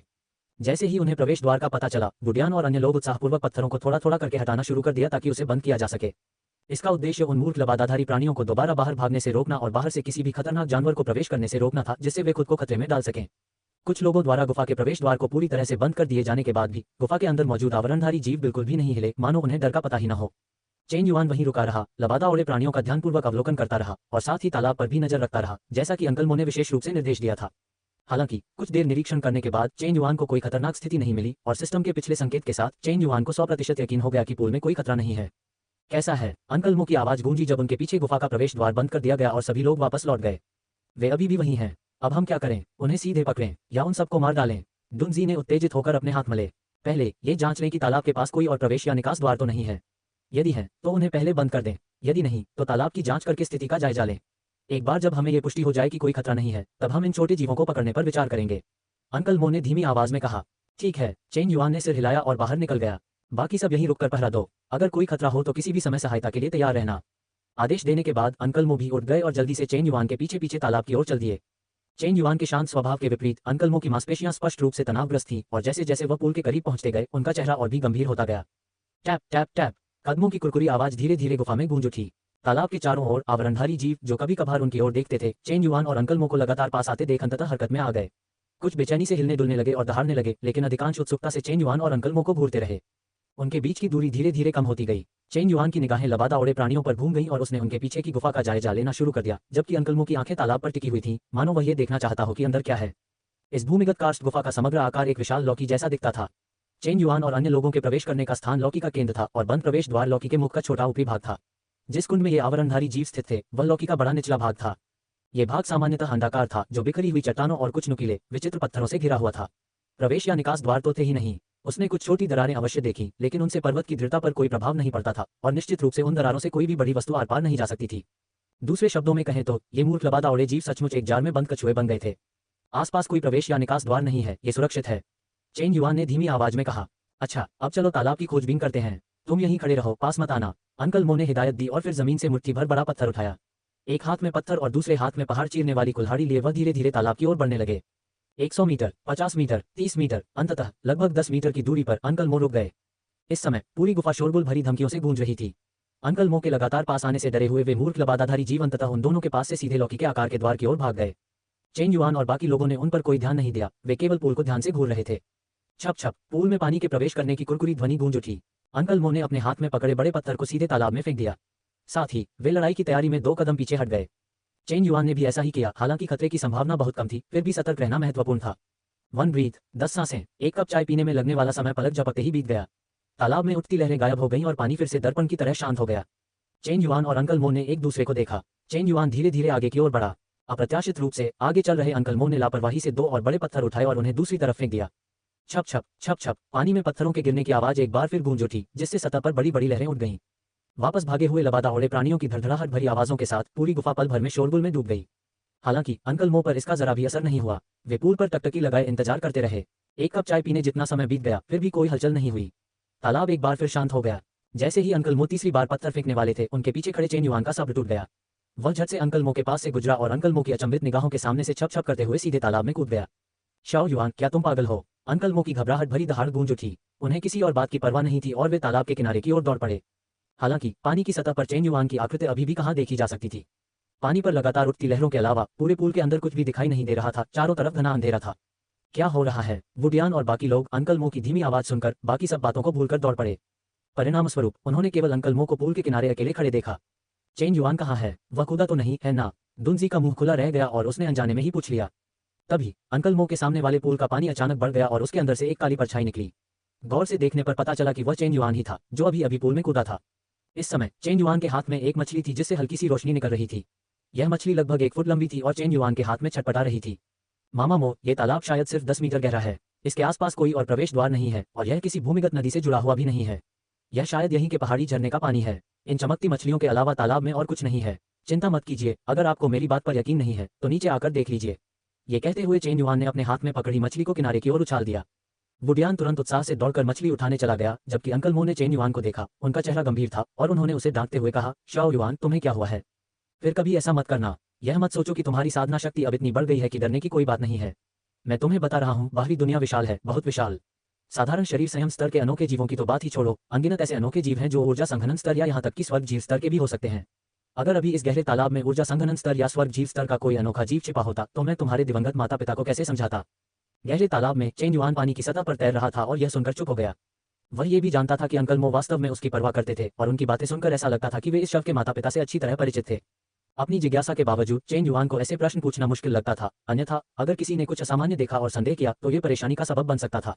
मैं समझ गया अंकल मो, अगली बार ऐसा नहीं होगा, चेन युआन ने व्यंग्यात्मक मुस्कान के साथ कहा और फिर अंकल मो को जवाब देने का मौका दिए बिना वह वापस पूल में कूद गया। पूल के किनारे अंकल मो ने आह भरी, लेकिन गहरे पूल को देखने के बाद उन्होंने अंततः ये देखने के लिए खुद ही उसमें कूदने का फैसला किया कि कहीं कुछ छूट तो नहीं गया। गहरे तालाब में चेन युआन ने अपने पिछले जीवन के तैराकी कौशल और अपने शरीर के जबरदस्त अभ्यास के बल पर 10 मीटर से अधिक गहरे तल तक गोता लगाने में कामयाबी हासिल की। तल पर उसे कई पत्थर बेतरतीब ढंग से ढेर लगे हुए दिखाई दिए और कभी कभी उसे लगभग 1 फुट या आधा फुट लंबी कुछ चमकती हुई मछलियां तैरती हुई नजर आईं। उनमें से कई चेन युआन से बिल्कुल भी नहीं डरती थीं, बल्कि वे उत्सुकता से उसके चारों ओर जमा हो गईं, जिससे चेन युआन ने आसानी से एक मछली को पकड़ लिया। चेन युआन, जो ऊपर जाने ही वाला था, ने ऊपर से किसी के आने का आभास किया। उसने ऊपर देखा तो पाया कि अंकल मो भी नीचे आ चुके हैं, इसलिए उसने तुरंत रास्ता बनाया और पहले ऊपर चला गया। किनारे पर पहुंचने के बाद चेन युआन ने मछली को किनारे पर फेंक दिया और जल्दी से अपने कपड़े ठीक किए। पूल के पानी से धुल जाने के बाद कुछ फटे पुराने पत्ते और भी जर्जर दिखाई दे रहे थे, जो धीरे धीरे नीचे छिपी हुई चीजों को उजागर कर रहे थे। अगर टीम 1 के सभी सदस्यों ने एक जैसे कम कपड़े न पहने होते तो चेन युआन सचमुच शर्मिंदगी के मारे वहां नहीं रुक पाता। फिर भी चेन युआन को लगा कि अब उसकी सबसे अहम समस्या अपने कपड़ों से जुड़ी दुविधा को हल करना है। अंकल मो और अन्य लोगों के विपरीत वह ब्लू स्टार से पुनर्जन्म लेकर आया था और उसमें शर्म की भावना थी। जिन समस्याओं का समाधान कपड़ों से हो सकता था, उन्हें वह शीघ्रता से हल करना चाहता था। और इस तरह गुफा के अंदर भटकते हुए बाहर निकलने का रास्ता न ढूंढ पाने वाले मूर्ख पाओजी का समूह चेन युआन का निशाना बन गया। ये प्राणी अपने पिछले जीवन में ब्लू स्टार पर एक संरक्षित जानवर था, लेकिन यहाँ नहीं। अपनी हरी चोटी वाली तलवार को म्यान से बाहर निकालकर चेन युआन सीधे अपने सबसे करीब मौजूद पाओजी की ओर दौड़ा। पाओजी मूल रूप से पीछे से तालाब की ओर दौड़ रहा था। ऐसा प्रतीत हो रहा था कि वह देखना चाहता था कि हर कोई क्या कर रहा है, लेकिन अचानक चेन युआन को अपनी ओर आते देख उसने तुरंत अपना सिर घुमाया और डर के मारे भाग गया। ये कहना ही पड़ेगा कि इस प्राणी की प्रतिक्रिया गति वास्तव में बहुत तेज थी। एक आम इंसान के लिए, यहाँ तक कि वुडियान और अन्य लोग भी शायद जल्दी से इसका मुकाबला नहीं कर पाते। लेकिन चेन युआन अलग था। ये छोटे छोटे जीव तेज थे, लेकिन चेन युआन उनसे भी तेज था। वुडियान और अन्य लोगों ने देखा कि चेन युआन अचानक एक धुंधली छवि में बदल गया। अगले ही पल पाओजी, जो अभी भी तेजी से आगे बढ़ रहा था, अचानक अपनी जगह पर जम गया और फिर धड़ाम से जमीन पर गिर पड़ा। अगले ही पल खून तेजी से बहने लगा। गौर से देखने पर पता चला कि चेन युआन ने सीधे उसका गला काट दिया था। ठीक है, आप सब यहाँ का वातावरण देख लीजिए, पता लगाए कि क्या ये जनजाति की नई बस्ती के लिए उपयुक्त है। मैं कुछ निजी काम निपटा लेता हूँ। चेन युआन की आवाज गूंजी। उसके बगल में बैठे वुडियान और अन्य लोग, जो कुछ हद तक स्तब्ध थे, ये सुनकर तुरंत सिर हिलाकर सहमति जताई। दो लोग ये सुनिश्चित करने के लिए पास की चट्टानी दीवारों पर थपथपाने और खटखटाने गए कि यह एक बिल्कुल सुरक्षित पत्थर की गुफा है, जबकि अन्य दो लोग पहले से बंद प्रवेश द्वार पर यह पुनः पुष्टि करने गए कि वह क्षेत्र सुरक्षित है या नहीं। आखिरी व्यक्ति दुंजी थी, जो अभी भी तालाब के किनारे खड़ी थी, कभी कभी पानी में झांकती हुई अंकल मो के अंदर से बाहर आने का इंतजार कर रही थी। कुछ ही देर में अंकल मो भी अंदर से बाहर आ गए। भीगने की परवाह किए बिना उन्होंने उत्साह से कहा, यह सचमुच एक पहाड़ी झरना है, बहुत सुरक्षित। अगर हम ये पुष्टि कर लें कि इस गुफा के आसपास कोई और बड़ा खतरनाक विदेशी जानवर नहीं है, तो यह एक नए मिलन स्थल के रूप में एकदम सही होगा। इस समय अंकल मो ने चेन युआन की ओर देखा और पाया कि चेन युआन वास्तव में एक पाओजी की खाल उतार रहा था। उन्होंने तुरंत अपनी भौहें ऊपर उठा लीं। कुछ उत्सुक निगाहों के बाद पास आकर अंकल मो का चेहरा गंभीर हो गया। तुम्हारी तकनीक और गति बहुत धीमी है। इस उत्तम खाल को तुमने लगभग बर्बाद कर दिया है। मुझे चाकू दो। आखिरी वाक्य तक अंकल मो पहले ही जमीन पर बैठ चुके थे और चेन युआन की ओर हाथ बढ़ा रहे थे। एक व्यंग्यात्मक मुस्कान के साथ चेन युआन ने अपने हाथ में मौजूद हरी चोटी वाली तलवार सौंप दी। वह खाल उतारने और शरीर के टुकड़े करने में बिल्कुल भी कुशल नहीं था। किनारे खड़े होकर देखते हुए अंकल मो की तकनीक वाकई बहुत कुशल थी। जब वे खुद काटते थे तो मांस के बड़े बड़े टुकड़े फट जाते थे या आपस में चिपक जाते थे, लेकिन अंकल मो के हाथों में खाल लगभग पूरी तरह से साबुत थी। मांस का कोई भी टुकड़ा चूर चूर नहीं हुआ था। उनकी तकनीक एकदम सटीक थी। चेन युआन वहीं खड़ा होकर बड़े आनंद से ये सब देख रहा था और बार बार उसकी प्रशंसा भी कर रहा था। और उसके बगल में बैठा दुंजी भी मुस्कुरा रहा था और बोला, यह क्या है? तुमने अंकल मो को धनुषाकार ड्रैगन का शिकार करते नहीं देखा? ये तो वाकई बहुत प्रभावशाली है। ठीक है, तुम आसपास की जगहों को देखने में मदद क्यों नहीं कर रहे हो? तुम यहाँ क्या कर रहे हो? अंकल मो ने डंजी की ओर तिरछी नजर से देखा। डुन जेड के चेहरे पर मुस्कान पल भर में जम गई। वह अजीब तरह से हंसा, मुड़ा और जल्दी से खोज में मदद करने के लिए चला गया। हालांकि गुफा के अंदर इधर उधर भटक रहे मूर्ख पाओजी अब परेशान नहीं थे। प्रवेश या निकास द्वार न होने के कारण ये जीव यहाँ बचे हुए जीवित भोजन मात्र थे। उन्हें स्वतंत्र रूप से घूमने की अनुमति थी। जब बाकी लोग चले गए तो अंकल मो पाओजी को समझाते हुए धीरे से हंसे, इस बार तुमने सचमुच हमारे कबीले की बहुत बड़ी सेवा की है। तुमने न केवल इतना सारा भोजन ढूंढा, बल्कि कबीले के रहने के लिए एक उपयुक्त जगह भी खोज निकाली। उद्धरण चिन्ह। जब हम कबीले के मुखिया को यह बात बताएंगे तो वे जरूर आश्चर्यचकित हो जाएंगे। हे, बस किस्मत। और वैसे भी ये सब की मेहनत है, सिर्फ मेरी नहीं। चेन युआन हंसते हुए नीचे बैठ गया। जब हम वापस जाएंगे तो कुल प्रमुख आपसे कुछ मामलों पर आपकी भावनाओं के बारे में पूछ सकते हैं, इसलिए बेहतर होगा कि आप अच्छी तरह सोच समझकर जवाब दें। चाचा मो ने सलाह दी, फिर पूरी तरह से छीली हुई पाओजी की खाल को जमीन पर फैला दिया। चेन युआन द्वारा पहले किए गए काम के हिस्से को आगे बढ़ाया और फिर सीधे तालाब के किनारे जाकर पूरी पाओजी की खाल को पानी में डुबो दिया। इस चीज से फिलहाल सीधे कपड़े नहीं बनाए जा सकते। आज रात इसे कुछ पौधों की राख में रात भर भिगोकर रख दो और कल तक ये पहनने लायक हो जाएगा। अंकल मो ने मुस्कुराते हुए कहा। ये शब्द सुनकर चेन युआन केवल सूखी हंसी ही हंस सका। जब यहाँ पाओजी के मांस पर अभी भी प्रसंस्करण कार्य चल रहा था, उसी दौरान दूसरी ओर वुडियान, ये जो डुंजी और अन्य लोग खोजबीन के बाद उत्साहपूर्वक लौट आए। भाई मो, हमने चारों ओर खोजबीन की और वास्तव में आसपास का सारा इलाका चट्टानों से बनी गुफाओं से घिरा हुआ है। पहले मिले मार्ग के अलावा कोई अन्य मार्ग नहीं है। हमें नहीं पता कि उस मार्ग के बनने का कारण क्या था और बाहरी क्षेत्र का अभी तक अन्वेषण नहीं किया गया है। मैं बाद में जाकर देख लूंगा, वुडियान ने मुस्कुराते हुए कहा। उनका लहजा काफी सहज था। आखिरकार बाहर का यह मिशन पूर्णता के समान माना गया। इसके बाद उन्हें बस ये देखना था कि मार्ग के बाहर कोई खतरा तो नहीं है और एक ऐसा रास्ता खोजना था जो उस दरार से जुड़ता हो जिससे वे मूल रूप से अंदर आए थे। यह मुख्य सेना के स्थानांतरण की तैयारी थी। ठीक है, ये जो, अब तुम इसे संभाल लो। हमारा दिन आप पर निर्भर करता है। डंजी, वुडियान, तुम दोनों मेरे साथ आओ। चलो बाहर जाकर हालात का जायजा लेते हैं। अंकल मो ने ताली बजाई और खड़े हो गए। चेन युआन को देखते ही अंकल मो ने तुरंत कहा, शाओ युआन, तुम यहाँ थोड़ी देर आराम करो। सुरक्षा संबंधी जांच का काम हम पर छोड़ दीजिए। चेन युआन इस बारे में क्या कर सकता था? स्वाभाविक रूप से वह केवल सिर हिला सकता था। पलक झपकते ही उस विशाल गुफा में केवल 3 लोग ही बचे थे। ये जो अभी भी पाओजी का मांस काट रहा था, जबकि पिंग यू नाम का एक अन्य व्यक्ति आने वाले रात्रिभोज के लिए आग जलाने के लिए गुफा के पास जलाओ लकड़ी इकट्ठा कर रहा था। दुर्भाग्यवश गुफा के आकार के बावजूद अंदर जलाने योग्य लकड़ी ज्यादा नहीं थी। थोड़ी सी मात्रा में सामान इकट्ठा करने के बाद उन्हें अस्थायी रूप से हार माननी पड़ी। शेष समय के लिए चेन युआन और अन्य 2 लोग निष्क्रिय नहीं बैठे रहे। चेन युआन के सुझाव पर उन तीनों ने उस बड़ी दरार के अधिकांश हिस्से को बंद कर दिया, जिससे वे पहले मुश्किल से निकले थे, ताकि कोई भी सांप, कीड़े, चूहे या चींटी उस जगह से अंदर न घुस सकें। जब तक चेन युआन और अन्य लोगों ने अपना काम समाप्त किया, तब तक अंकल मो और बाहर गए अन्य लोग अंततः लौट आए और प्रत्येक अपने साथ लकड़ियों का एक बड़ा गट्ठा लेकर आए थे। इतना ही नहीं, बल्कि चांदनी पत्थर और भेड़िया मकड़ी का मांस जो बाहर छूट गया था, सब वापस ले आया गया। ये कहने की जरूरत नहीं है कि उन्होंने बाहरी दुनिया तक पहुंचने का कोई न कोई रास्ता जरूर ढूंढ लिया होगा। वापस लौटने के बाद वुडियान और दुनजी ने अपने साथ ले जा रही चीजें नीचे रख दी और तुरंत जमीन पर बैठ गए, अपनी छवि की बिल्कुल भी परवाह नहीं की। दूसरी ओर अंकल मो और अन्य लोगों ने लकड़ियां नीचे रख दी और आराम करने के लिए एक बड़ी चट्टान से टिक गए। स्पष्ट रूप से वे बहुत थक चुके थे। आराम करते समय अंकल मो और अन्य लोगों ने बाहर की स्थिति के बारे में बताया। बाहर का रास्ता वास्तव में उस दरार के पास वाले क्षेत्र से जुड़ा हुआ था, जिससे वे मूल रूप से अंदर आए थे, और यह रास्ता केवल मिट्टी की एक बहुत पतली परत से अलग था, जिसे अंकल मो और अन्य लोगों ने सीधे खोदकर इन वस्तुओं को निकाला था। खोदे गए मार्ग के अलावा बाहर 2 अन्य मार्ग भी थे। अंकल मो के अनुमान के अनुसार एक रास्ता सीधे सतह तक जाना चाहिए। संभवतः पाओजी ने उन रास्तों को सतह से छिपा रखा था। वे जो लकड़ियां ले जा रहे थे, वे भी उसी रास्ते से इकट्ठा की गई थीं। दूसरे मार्ग की बात करें तो वह एक अज्ञात क्षेत्र की ओर जाता था। उन्होंने 1000 मीटर से अधिक क्षेत्र की छानबीन की, लेकिन उन्हें कुछ भी नहीं मिला। लेकिन यह निश्चित था कि आसपास का इलाका पूरी तरह से सुरक्षित था। आज रात सब लोग अच्छे से आराम करें, कल हम कबीले में वापस जा सकते हैं। अंकल मो ने अलाव को देखते हुए मुस्कुराते हुए कहा। ये शब्द सुनकर सबके चेहरे पर स्वाभाविक रूप से एक सुकून भरी मुस्कान आ गई। पहले जब वे भोजन की तलाश में निकलते थे तो यह इतना आसान कभी नहीं होता था। वे या तो अपनी जान बचाने के लिए भाग रहे थे या भागने की प्रक्रिया में थे। इस बार वुल्फ स्पाइडर और वृक्ष आत्मा के साथ खतरनाक मुठभेड़ों के अलावा उन्हें किसी अन्य खतरे का सामना नहीं करना पड़ा। चेन युआन ने उन दोनों खतरनाक स्थितियों को भी आसानी से सुलझा लिया। ये कहा जा सकता है कि यह उनके लिए बाहर रहने का सबसे आसान समय था। और यह सब चेन युआन की वजह से हुआ। उनमें से कुछ ने अलाव के पास बैठे चेन युआन की ओर एक दूसरे को देखकर हल्की मुस्कान बिखेरी। इस बीच चेन युआन को अभी तक इस बात का पता नहीं चला था। वह पकड़ी गई 2 चमकदार मछलियों को जल्दी से संसाधित करने में व्यस्त था। ये सुनिश्चित न होने पर कि वे जहरीले थे या नहीं, चेन युआन ने उनके सभी आंतरिक अंगों को अच्छी तरह से साफ किया, फिर उन्हें शाखाओं में पिरोकर आग पर भून लिया। यहाँ अंकल मो और अन्य लोगों ने वुल्फ स्पाइडर का सारा मांस फैलाकर आग पर भूनना शुरू कर दिया। ये सब खाना आज रात को पकाया जाएगा और बचा हुआ खाना कल वापसी के रास्ते में खाया जाएगा। जहां तक कबीले के लिए भोजन वापस लाने की बात है, तो वे मूर्ख पाओजी एकदम सही थे। ये रात सभी के लिए सबसे अच्छी नींद वाली रात थी। हालांकि कभी कभी मूर्ख पाओजी के दौड़ने और पैर पटकने की आवाज से उनकी नींद टूट जाती थी, फिर भी वे असाधारण रूप से गहरी नींद सोए। लगभग 4 घंटे आराम करने के बाद सभी धीरे धीरे जाग गए। इस बार सभी ने जयकार की और ठंडे पानी से नहाने के लिए तालाब में दौड़ पड़े। बर्फीले तालाब का पानी जैसे ही उनके शरीर में समाया, सब लोग तुरंत होश में आ गए। कुछ देर बाद सभी लोग धीरे धीरे किनारे पर आ गए और लापरवाही से अपने चेहरे पोंछने लगे, जिन्हें काफी साफ माना जाता था। वुडियान, दुनजी और अन्य लोग तो और भी सीधे थे। उन्होंने अपने निचले शरीर पर लिपटी हुई फटी हुई जानवरों की खाल को फाड़ दिया, नग्न अवस्था में ही अपने नंगे हाथों से पानी निचोड़ा और फिर उसे वापस पहन लिया। चेन युआन को ऐसा करने की जरूरत नहीं थी। उस सारी अफरा तफरी के बाद उसके शरीर पर बचे हुए कुछ पत्ते लगभग झड़ चुके थे। मस्ती करते हुए समूह को देखकर चेन युआन मुड़ा और तालाब के किनारे बने एक और छोटे तालाब की ओर चल पड़ा। वहीं पर उन्होंने पिछली रात पाओजी की खाल को पौधों की राख के साथ संसाधित किया था। जांच करने पर पता चला कि पाओजी की खाल वास्तव में बहुत नरम थी और उसमें से अधिकांश चर्बी निकल चुकी थी। चेन युआन ने जरा भी संकोच नहीं किया। उसने अपनी हरी चोटी वाली तलवार निकाली और उसका लगभग 1/3 हिस्सा काट दिया। उसे अपने हाथ में पकड़ा, थोड़ा हिलाया, फिर पौधे की सारी राख धोने के लिए तालाब में चला गया। फिर उसने इसे सीधे अपनी कमर के चारों ओर लपेट लिया और इसे सुरक्षित करने के लिए उसने अपनी पिछली पैंट से निकाली गई एक पेड़ की बेल का इस्तेमाल बेल्ट के रूप में किया। कोई और रास्ता नहीं था, परिस्थितियां आदिम थीं और सुई धागे से सिलाई करना स्पष्ट रूप से असंभव था। चेन युआन ने लापरवाही से पत्तों से बुनी हुई पतलून को फेंक दिया। वह चीज न केवल पहनने में असुविधाजनक थी, बल्कि देखने में भी भद्दी थी। पाओजी की खाल से बुने हुए वस्त्र पहनने से न केवल गर्माहट मिलती थी, बल्कि वे दिखने में भी काफी आकर्षक थे। अपने कपड़ों को संतोषजनक ढंग से थपथपाने के बाद चेन युआन ने अंकल मो की ओर देखा। इस समय अंकल मो तालाब के किनारे खड़े होकर ताली बजा रहे थे। तभी लोगों का एक समूह उनके पास आया और उनमें से कई लोगों ने चेन युआन के नए एप्रन पर ध्यान दिया। वुडियान ने चिढ़ाते हुए ये भी कहा, शियाओ युआन, तुम्हारा एप्रन मेरे एप्रन से कहीं ज्यादा अच्छा दिखता है। बड़े भाई वुडियान, आप मजाक कर रहे हैं। यहाँ अभी भी बहुत सारे पाउजी हैं। अगर हम उन सबको पकड़ लें तो आपके लिए जरूर काफी होंगे।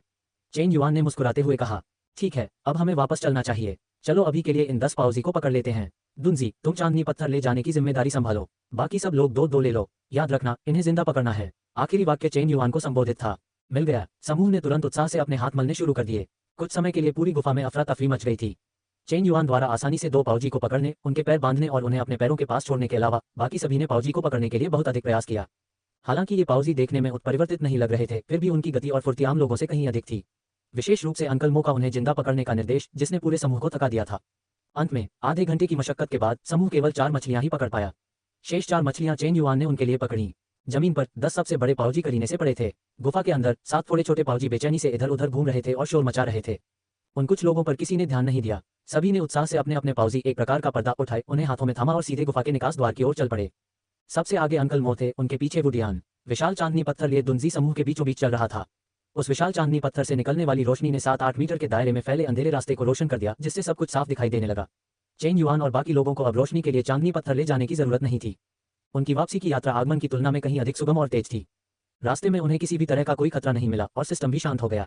इससे चेन युआन को थोड़ा अफसोस हुआ, क्योंकि सिस्टम के संकेतों के बिना उसे और अधिक लाभ प्राप्त करने का अवसर नहीं मिलता। हालांकि भविष्य में काफी समय होगा। प्राथमिकता अपनी ताकत को बढ़ाना थी। चेन युआन ने फैसला किया था कि इस बार कबीले में लौटने के बाद वह सबसे पहले से सीखी हुई चाल चलन तकनीक को फिर से सीखने का तरीका खोजेगा, ताकि खतरे का सामना करते समय वह इतना असहाय न हो।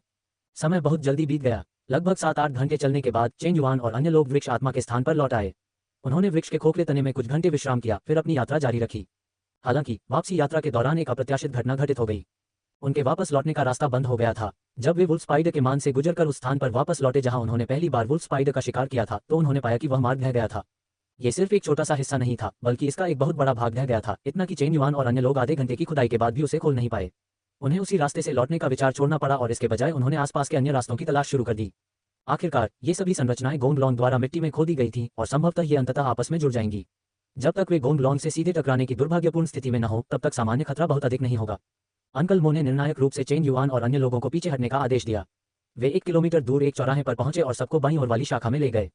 अंकल मो और अन्य लोगों के पीछे पीछे चलते हुए चेन युआन अपने आसपास के वातावरण का अवलोकन कर रहा था और कभी कभी अंकल मो को अपनी जेब से दिशासूचक पत्थर निकालकर उसकी जांच करते हुए देख रहा था। ये कहना ही पड़ेगा कि वह दिशासूचक पत्थर वाकई बहुत ही अद्भुत था।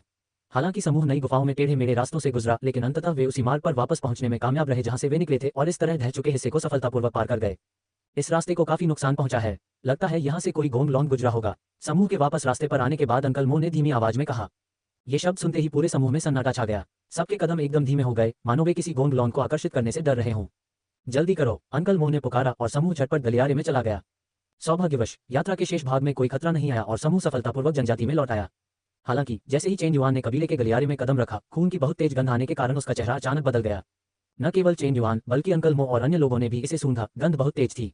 अंकल मो, जो धीरे धीरे आगे चल रहे थे, एक जगह स्थिर नहीं बैठ सके और तुरंत अपनी गति बढ़ाकर कबीले की ओर दौड़ पड़े। वुडियान और उसके पीछे के अन्य लोग भी तेजी से उनके पीछे पीछे चले गए। पत्थर की गुफा के अंदर प्रवेश करते ही उन्होंने प्रवेश और निकास को अवरुद्ध करने वाले बड़े पत्थर को एक तरफ धकेल दिया और सभी तुरंत कबीले में लौट आए। हालांकि पत्थर को हटाने के बाद खून की गंध और भी तेज हो गई। सामने लोगों का एक बड़ा समूह दिखाई दिया। ये लोग पहले चेन युआन और अन्य लोगों से मुंह फेर कर खड़े थे। पत्थर के खिसकने की आवाज सुनकर वे सब मुड़कर देखने लगे। अंकल मो और बाकी लोगों को वापस देखकर, खासकर उनके द्वारा लाए गए पाउजी को देखकर, वे तुरंत उत्साह से चिल्ला उठे, बूढ़े मो, और वे वापस आ गए। वे बहुत सारा शिकार लेकर आए हैं। वे वापस आ गए। बूढ़े मो, क्या वापसी के रास्ते में तुम्हें कोई खतरा मिला? भीड़ तुरंत चारों ओर जमा हो गई और कई लोगों ने चेन युआन और अन्य लोगों से पाउजी लेना शुरू कर दिया और ऐसा करते हुए वे प्रश्न पूछने लगे। अरे, इतना बड़ा चांदनी पत्थर! आखिरकार किसी ने दुंजी की पीठ पर पड़े चांदनी पत्थर को देखा और उसे उतारने में मदद के लिए हाथ बढ़ाया।